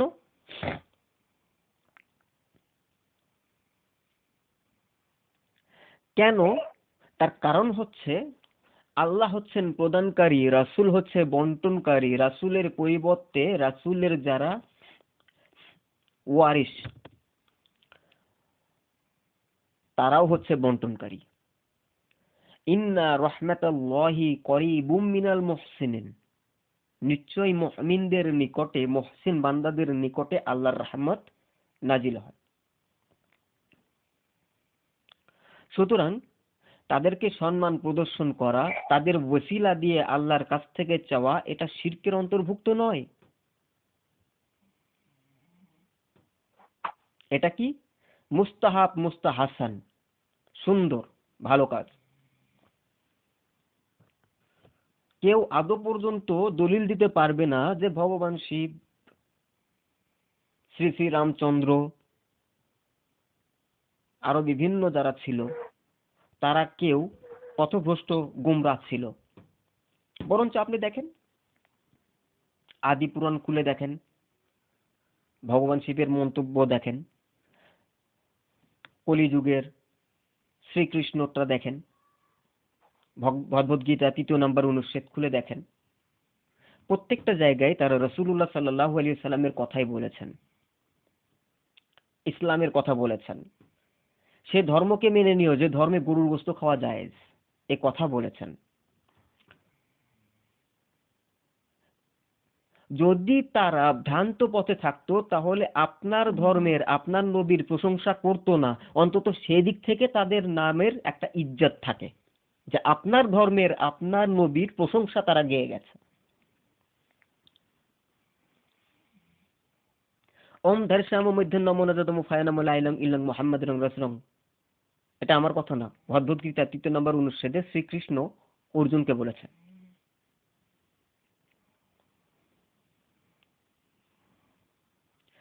অন্তত সে আমার রসুলের গুণগান গেয়েছে, এই কারণে সে ইজ্জত প্রাপ্ত।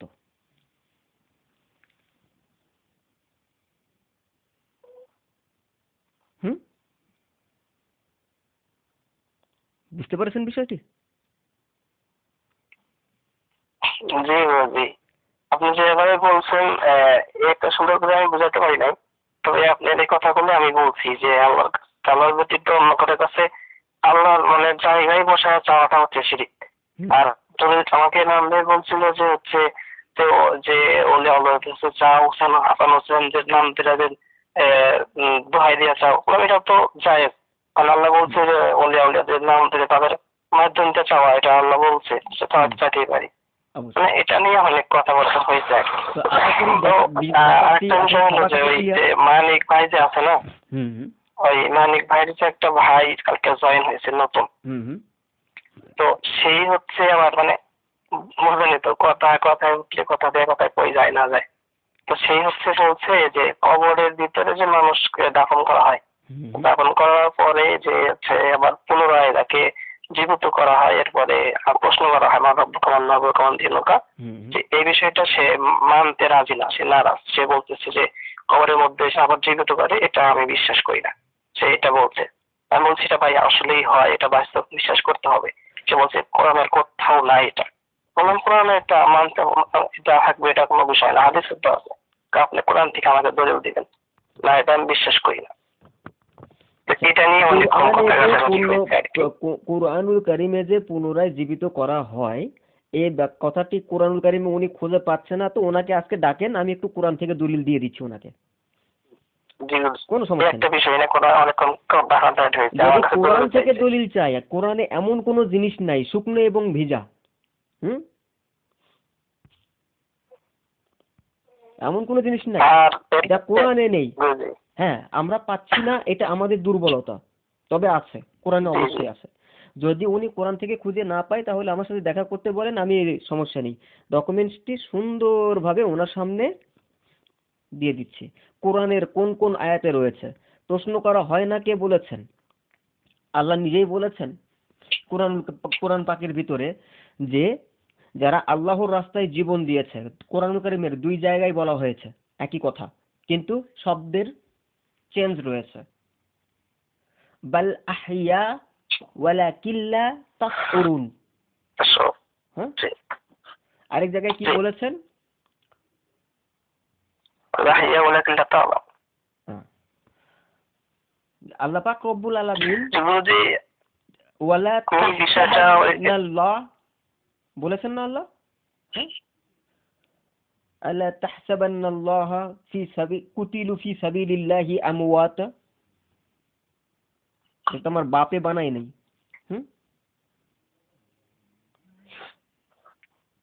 জি, আমি সব বিষয় নিয়ে অনেকক্ষণ কথা তো বলছি, এই কিন্তু সে কোনোভাবে মানতে রাজি ছিল না। বিষয়গুলি তার সামনে উপস্থাপন করলেই হয়ে যেত। আল্লাহ বলেছেন জি, সেটা ওয়ালা ভাই। তাকুলু লিমা ইউকতালু ফি সাবিলিল্লাহি আমওয়াত বাল আহইয়াউ ওয়ালাকিন লা তাশউরুন। যে আল্লাহর রাস্তায় যারা মৃত, যারা মারা গেছে, তাদেরকে তোমরা মৃত বলে সম্বোধন করো না, বালকি আহইয়া, তারা জীবিত, ওয়ালাকিন লা তাশউরুন। তাদেরকে রিজিক দেয়া হয়।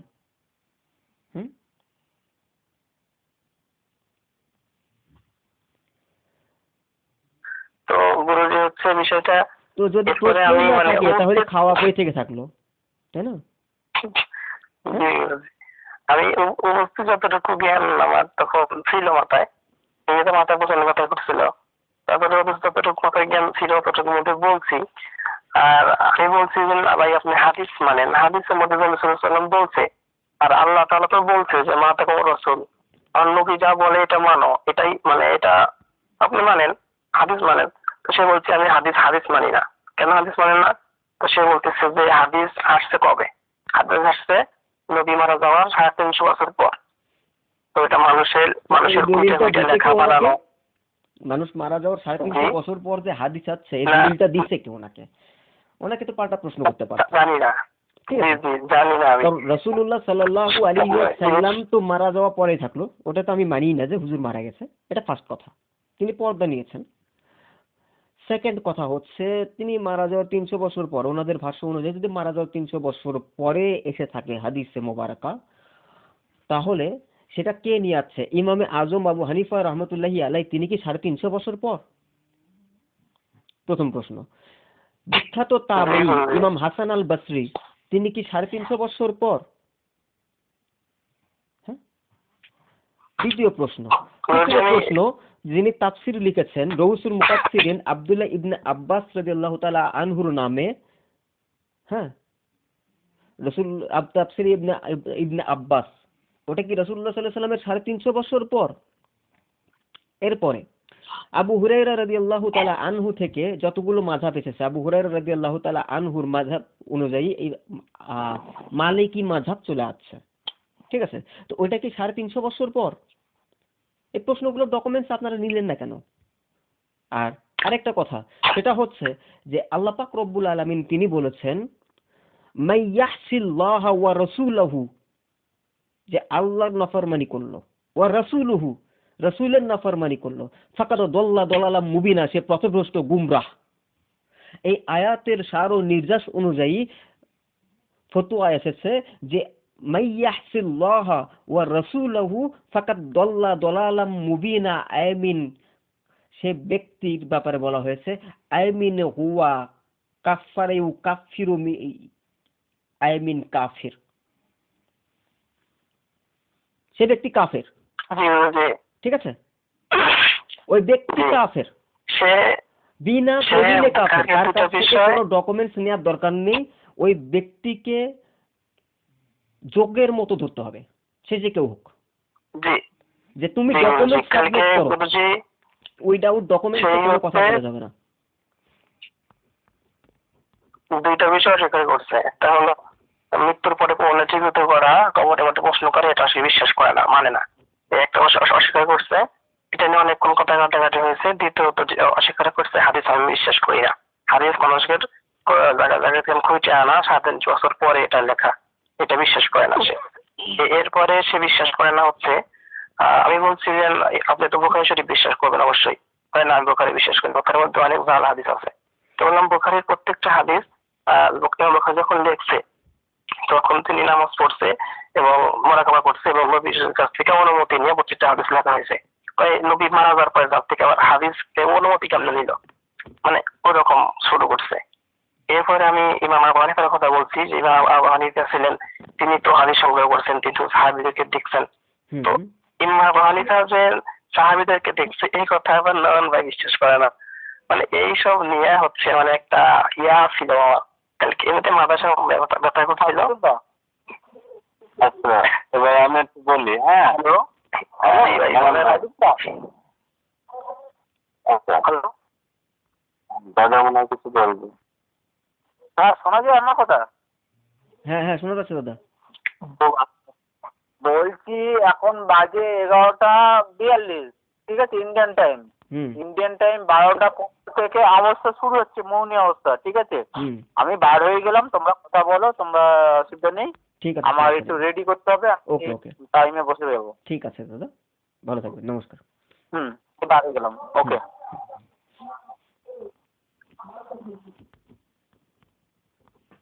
জি জান ভাই বলেন। আচ্ছা, এখানে আপনি আপনি তো বলছিলেন যে হচ্ছে হাদিসগুলো হচ্ছে রাসূলের মুখের বাণী। আচ্ছা, মুখের বাণী।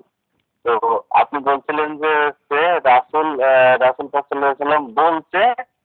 এখন আগে সাহাবীদের নামগুলো তো ভাই আমি আর জানি না, যেহেতু আরবি লাইনে অত আমি শিক্ষিত না। তো তিনারা লিখছে, ঠিক আছে।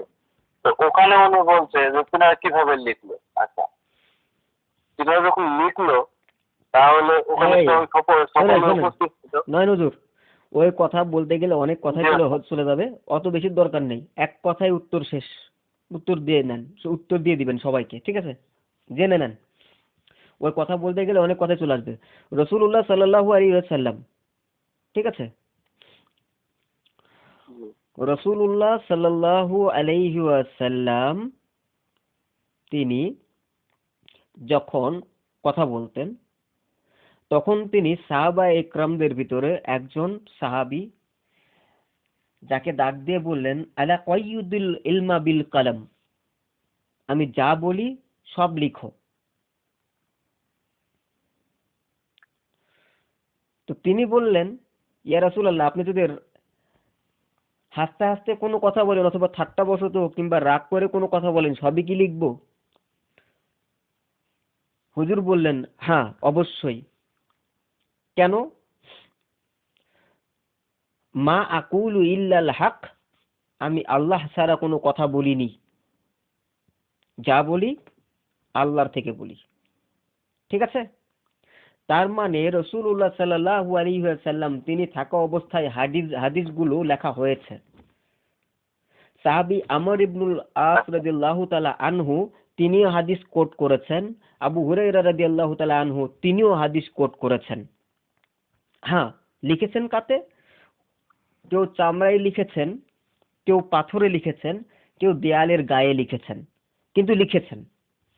পরবর্তীতে সেখান থেকে কিতাবে লিপিবদ্ধ করা হয়েছে, কিন্তু প্রথম অবস্থায় যে লেখা ছিল, লেখা হয়েছে, এইটাই হচ্ছে মূল কথা।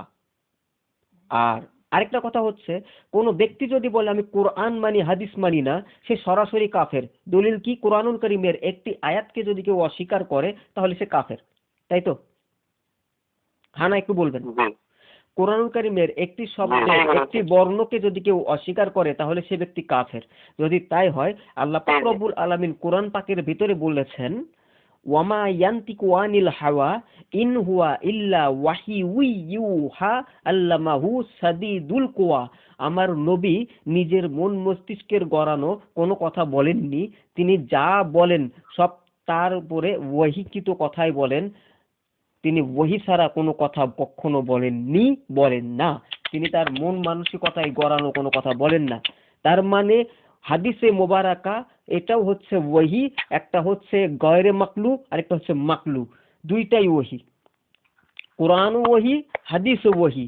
সুতরাং একটি বাদ দিয়ে আরেকটিকে অস্বীকার করলে ঈমান থাকবে না বাপ।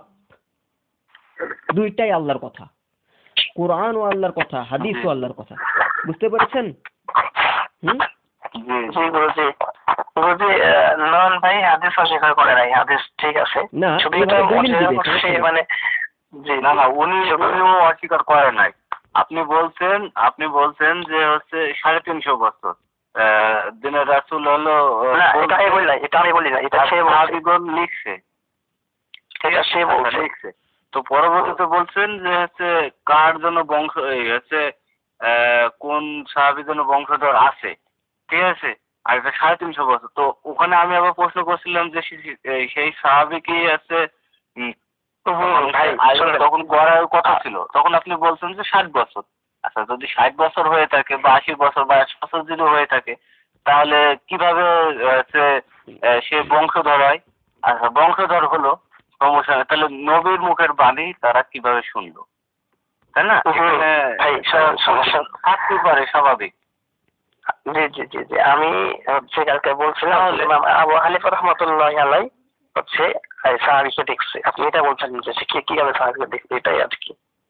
আপনার সাথে একটাই কথা। সাহাবী আব্দুল্লাহ ইবনে মাসউদ রাদিয়াল্লাহু তাআলা আনহু, সাহাবী আব্দুল ইবনে মাসউদ রাদিয়াল্লাহু তাআলা আনহু ওনার সরাসরি ওযুর পানি আগিয়ে দিয়েছেন ইমামে আজম আবু হানিফা রহমতুল্লাহি আলাইহি। কিভাবে দেখলো সাহাবীদেরকে এটা পরের কথা। ইমামে আজম আবু হানিফা রহমতুল্লাহি আলাইহি আব্দুল ইবনে মাসউদ রাদিয়াল্লাহু তাআলা আনহুকে ওযু করিয়েছেন। হ্যাঁ, দেখার চিন্তা করে খেদমত করেছে। যে ভাইটা কালকে আসছে নতুন, ভাইটাকে শুধু দোষ হবে, সেই হচ্ছে এখানে একটা কথা বললে তো হবে না ভাই, কথা তো কথার প্রেক্ষিতে কথা উঠছে, ঠিক আছে, মেলা কথা এরকম যদি কোনো জাহেল থাকে তাদের সাথে আপনারা তর্ক করতে যদি পারেন ডকুমেন্ট সাপেক্ষে তর্ক করবেন, আর যদি না পারেন আপনি বলবেন যে আমি হয়তোবা সেদিন নেই, আস্তে করে আমার নাম্বারটা দিয়ে বলবেন যে আমাদের ওই গোরার সাথে একটু কথা বলো। কালকে বাদশা ভাই ছিল, তারপরে হচ্ছে হাফিজ জামান ছিল, অনেকে ছিল। তো সেই ডাইরেক্ট আমি তো এখানে কাউকে ধুয়ে দেব না, আমি তো এখানে কাউকে ধুয়ে দেব না, ঠিক আছে? কল দিলে খুব সুন্দর ভাবে ধুয়ে দেবো, একদম সার্ফ এক্সেল, ডেটল, গরম পানি, বড়ই পাতা, যা যা লাগে। হ্যাঁ জি জি, মানে হাদিস মানে না তা না, সে এরকম ভাবে এখানে আসছে যে যেগুলো জাল হাদিস আছে, জাল হাদিস বলতে প্রথম কথা কথা আসছে এরকম ভাবে যে যেগুলো জাল হাদিস আছে সেখান থেকে যদি আপনি রেফারেন্স দেন তাহলে আমি সেগুলো মানবো না। প্রথম কথা হচ্ছে আমি বলছি কথা বলছে এই বলেন বলেন, সে হচ্ছে এভাবে বলছে যে আমি হাদিস বিশ্বাস করি না, আপনি আমাকে কোরআন থেকে দলিল দেন, আমি কোরআন বিশ্বাস করি। ওকে, সমস্যা এটা বলছে ডাইরেক্ট, সমস্যা নেই, আমি কোরআন থেকে সব ধরনের জবাবই দিতে পারি, কোনো সমস্যা নেই। এরপরে হাদিস হাদিস কেন মানবেন না? অনেক হাদিস জয়ীফ আছে, অনেক হাদিস দুর্বল, এসব হাদিস আমি মানি না। হাদিস আপনি কেমনে দুর্বল বলেন? নবীদের কথা কোনটাই দুর্বল না। হাদিস কেমনে দুর্বল হয়, কোনটা হাদিস দুর্বল কেমনে হয় বিস্তারিত ভাবে তাকে বুঝাইছে, ভাই হাদিস দুর্বল এই কারণে হয়। সে তাও মানতে নারাজ, সে বলে না আমি এটা হাদিস মানি না, সে বলতে আমার কোরআন থেকে দলিল লাগবে, আমি কালকে আপনি আমার দলিল দিবেন। লাস্ট টাইম স্বীকার করছি, ঠিক আছে আমি কালকে দলিল নিয়ে আসবো, কিন্তু তার অসাধ্য সে আজকে নাই, আমিও দলিলের মানে করার সময় দেয় নাই, পরীক্ষার সময় সামনে সমস্যা নাই, দলিল কত নেবে কোরআন থেকে? সে আসুক। এমন কোন বিষয়ে দলিল নেবে? না ওই বিষয়ে দলিল না, হ্যাঁ দলিল এরকম ভাবে হয়েছে যে যদি জাল হাদিস হয়, ও হাদিসের দরকার নেই, আমি ওকে কোরআন দিয়ে দলিল দেবো এবং কাফের ফতোয়া আমি দিয়ে দেবো ইসলামের উপরে লিখে, সমস্যা নেই, আই হ্যাভ নো অবজেকশন, ঠিক আছে? আমি শাহাবুদ্দিন এমন একটা জিনিস, যদি কেউ আমার রাসূল পরে থাকলো কোনো একটা সাধকের ব্যাপারে একটা পশম নিয়ে কথা বলে, আমার গায়ে আগুন ধরে যায়। রাসূল পরের বাদ দেন, কোনো একটা সাধক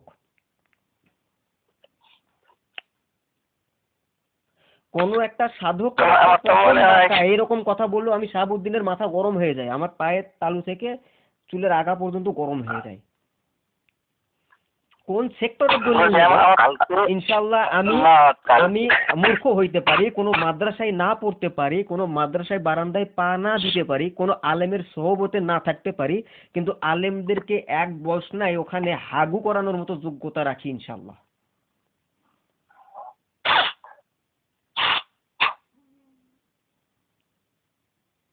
গুরুজি, আমার তো মনে হয় তাকে আবার কালমা করানো উচিত, কারণ সে কবরে আজাদকে অবিশ্বাস করছে। 7 দিন পর্যন্ত সুযোগ থাকবে, যদি 7 দিনের ভিতরে তওবা করে ঠিক হয় তো ভালো, নইলে কাফের। আমার তো দেয়া লাগবে না, অটো কাফের হয়ে যাবে, জানেনই তো, এটা তো আমার কথা না। জি জি। হ্যাঁ, প্রত্যেকটা ফতুয়ার কিতাব একমত, ফতুয়ায় হিন্স থেকে শুরু করে, হ্যাঁ, সমস্ত ফতুয়ার কিতাব একমত যে কেউ যদি কুফর করে ফেলে অনিচ্ছাকৃতভাবে, তবুও তাকে 7 দিন পর্যন্ত সময় দেওয়া হবে, এর মধ্যে যদি তওবা করে তো ভালো, নইলে সে ব্যক্তি অটোমেটিক কাফের হয়ে যাবে। কাফের বানানো দেয়া লাগবে না, ফতুয়াও দেয়া লাগবে না, অটো কাফের হয়ে যাবে। যতগুলো ফতুয়ার কিতাব আছে, একটা ফতুয়ার কিতাবও এখানে দ্বিমত পোষণ করেননি, সব ফতুয়ার কিতাব এক। সে বলছে যে আমার মাথায় তো ধরে না, আমার মাথায় তো ধরে না, কিভাবে আবার হচ্ছে কবরের মধ্যে নামানোর পরে আবার এটাকে জীবিত করে, তো জীবিত করলে তো আবার কবরের মধ্যে উঠে আসবে, মানে আমার মাথায় এটা ধরে না, সে এটা বলে। না, ওনার মাথায় ধরে না, ওনার মাথায় ধরবে কি করে? ওনার মাথা কেন, কারো মাথাতেই ধরবে না, ওটা তো ওনার মাথায় ধরবে না, না, ধরবে কি করে? কারো মাথাতেই তো ধরবে না। ওইখানে উনি কথাটা বলছে এভাবে যে কবরের ভিতরে যদি মানুষকে জীবিত করে তাহলে উঠে আসবে। এখানে হচ্ছে উনি একটা প্রশ্ন করছে যে মানব জন্ম কয়টা, ঠিক আছে, মানব জন্ম কয়টা? তো এখান থেকে প্রশ্ন আসছে যে মানান ভাই বলছে যে পাঁচটা না 6টা, ঠিক আছে, এরকম ভাবে বলছে, তবে নির্দিষ্ট না যে 5টা কি 6টা, এরকম ভাবে বলছে, ঠিক আছে। তো আমি আবার বললাম যে আমার জানার মতো তো মানব জন্ম একটাই, ঠিক আছে। এতদিন ধরে আপনি ক্লাস করে কি এখান থেকে করলেন? না না, আমি বলছি শুরুর থেকে যে প্রথমে রোহের জগৎ, এরপরে ওটাই তো বলছি, তাহলে এতদিন ধরে নয়ন হুজুর ক্লাস করে কি করলেন? হ্যাঁ, এতদিন ধরে যে আপনি ক্লাস করলেন, এতদিন ধরে যে আপনি ক্লাস করলেন, ক্লাস করে কি করলেন? এই বিষয়টা নিয়ে তো দীর্ঘ আলোচনা আছে আমাদের, যে একটা মানুষের জন্ম কয়টা, মৃত্যু কয়টা, দীর্ঘ আলোচনা আছে না? কয়টা ক্লাস গেছে এই পর্যন্ত? এখন আপনি যদি বলেন যে জন্ম একটাই, তাহলে তো হইল না, ওইভাবে জন্ম না, ও স্যার মানে সশরীরে জন্ম যেটা, ঠিক আছে, এটা আমি বলছি জন্ম না। হ্যাঁ হ্যাঁ, ঠিক আছে, ওইটা একটা। আমি বলছি গুরুজি জগৎ, জগৎ, ওটাই আমি বলছি। ভাই আমি কি এটা বলি নাই যে হচ্ছে রুহের জগৎ, এরপরে আদম আলাইহিস সালাম, এরপরে হচ্ছে বাবার পীর, যেটা বলেছি না? হ্যাঁ বলছি। এরপরে বলছি রুহের, এরপরে বলছি কি হয় মায়ের রেহেম, এরপরে পৃথিবী, এরপরে হচ্ছে বরজগৎ মানে কবর জগৎ, তারপরে হচ্ছে তারপরে আমি বলছি তো সে বলছি যে ওই জগতে মানুষকে যদি জীবিত করা হয় তাহলে সে উঠে আসবে, তো সে কোনোভাবেই মানতে রাজি ছিল না। না ভাই, এখানে আপনার বোঝা ভুল আছে, ঠিক আছে। এখানে বলা হয়েছে যে মানব জন্ম একটাই, ঠিক আছে, কারণ যদি কবর উড়ে বলছে, একটু ব্রেক করুন ভাই, একটু ব্রেক। মায়ের রেহেমে যখন আমাদের দেহটা তৈরি হয়, তৈরি হবার পরে আমরা মায়ের রেহেমে কতদিন থাকি? হচ্ছে 10 মাস 10 দিন না, আছে। মায়ের রেহেমে আমরা কতদিন থাকি আমাদের ফুল বডি তৈরি হবার পর?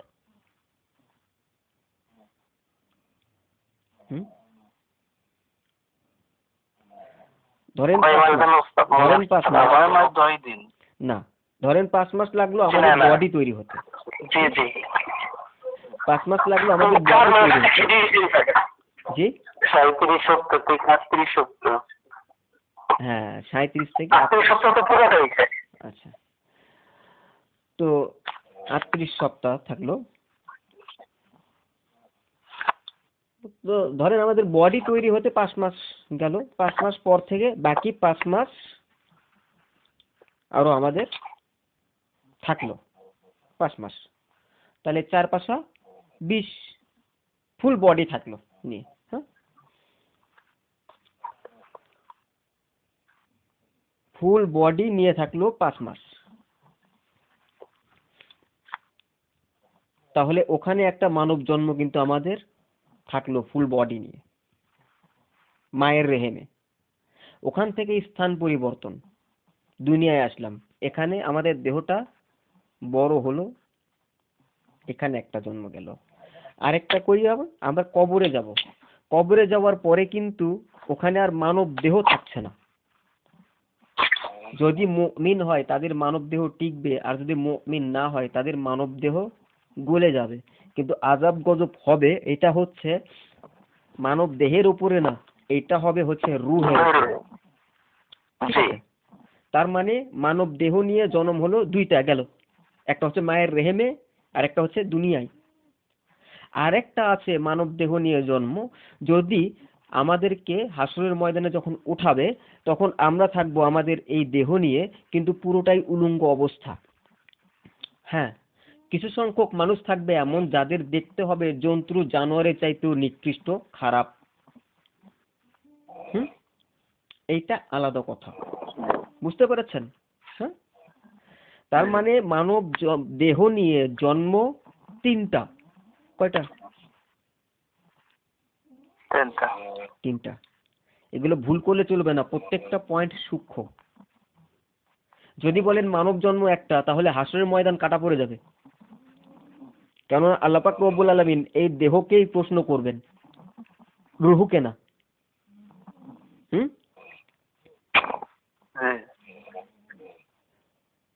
আর যদি বলেন তাহলে দুইটা হলো, একটা হাসরের ময়দানে আরেকটা হলো দুনিয়ায়, তাহলে মায়ের রেহেমটা কাটা পড়ে যাবে। কেননা মায়ের রেহেমে আমাদের ফুল বডি তৈরি হয়। বুঝতে পেরেছেন? হ্যাঁ, আর ভুল হবে না তো? ব্যাস, উত্তর পেলেই হয়ে গেল সব কিছু। এবার মান্নান ভাই ঘুমাইছেন নাকি? না তো না, ঘুমাক, সমস্যা নেই, উনি অনেক ইয়েতে আছে, চাপে আছে। তো মান্নান হুজুর উত্তর বুঝতে পেরেছেন তো নাকি? জি গুরুজি, শুকরিয়া। আর তো ভুল হবে না আশা করা যায় নাকি? জি ইনশাআল্লাহ। হ্যাঁ, ওয়ালাইকুম আসসালাম। জি বাদশা হুজুর বলেন। প্রসঙ্গটা ছিল এরকম যে, আমি বলি বুঝবেন না, যে আমরা আলোচনা করছিলাম যে এই বিষয়ে, যে আমরা যারা জানা অজানা সত্ত্বে অনেকেই ভুল করি, তা ভুল হয় কিনা জানি না, যে বিভিন্ন দেব-দেবীর নামে যে দোহাই দেওয়া হয়, এটা কি জায়েজ না জায়েজ না, এই বিষয়টা আমরা একটু আলোচনা করি। এই বিষয়টা নিয়ে তারপরে একটা বড় আর কি কথা হয়েছে। তো আশা করি উত্তর আপনারা সবগুলো পেয়ে গেছেন। দেব দেবী বিষয়ে আলোচনাও পেয়ে গেছেন, অলিয়া উলিয়া সম্পর্কেও আলোচনা পেয়ে গেছেন, তাবিজ তুকমার সম্পর্কেও আলোচনা পেয়ে গেছেন নাকি? আর কাফেরদের সম্পর্কে কিরকম আচরণ করতে হবে সেই সম্পর্কেও আলোচনা পেয়ে গেলেন। সুতরাং এখানে আর বিভ্রান্তি থাকলো না, আশা করা যায়। সেটা আর কি, এটা আর কি উদ্দেশ্য ছিল, এটা নিয়ে তারপরে একটু দূর আর কি আগে, ঠিক না নয়ন ভাই? এটা বিষয় না, কথা বললে কথা হয়, এটা স্বাভাবিক বিষয়। তো ঠিক আছে, সবাই ভালো থাকবেন, সুস্থ থাকবেন। আর আমার কথার মধ্যে অবশ্যই জড়তা এবং ভুল গোস্তাখি যদি কিছু হয়ে যায়, তাহলে আল্লাহ সন্তুষ্টির উদ্দেশ্যে অবশ্যই ক্ষমা সুন্দর দৃষ্টিতে দেখবেন। সবাই ভালো থাকবেন, সুস্থ থাকবেন। আজকের মতো বিদায় নিচ্ছি। আসসালামু আলাইকুম ওয়া রাহমাতুল্লাহি ওয়া বারাকাতুহু। আসসালামু আলাইকুম।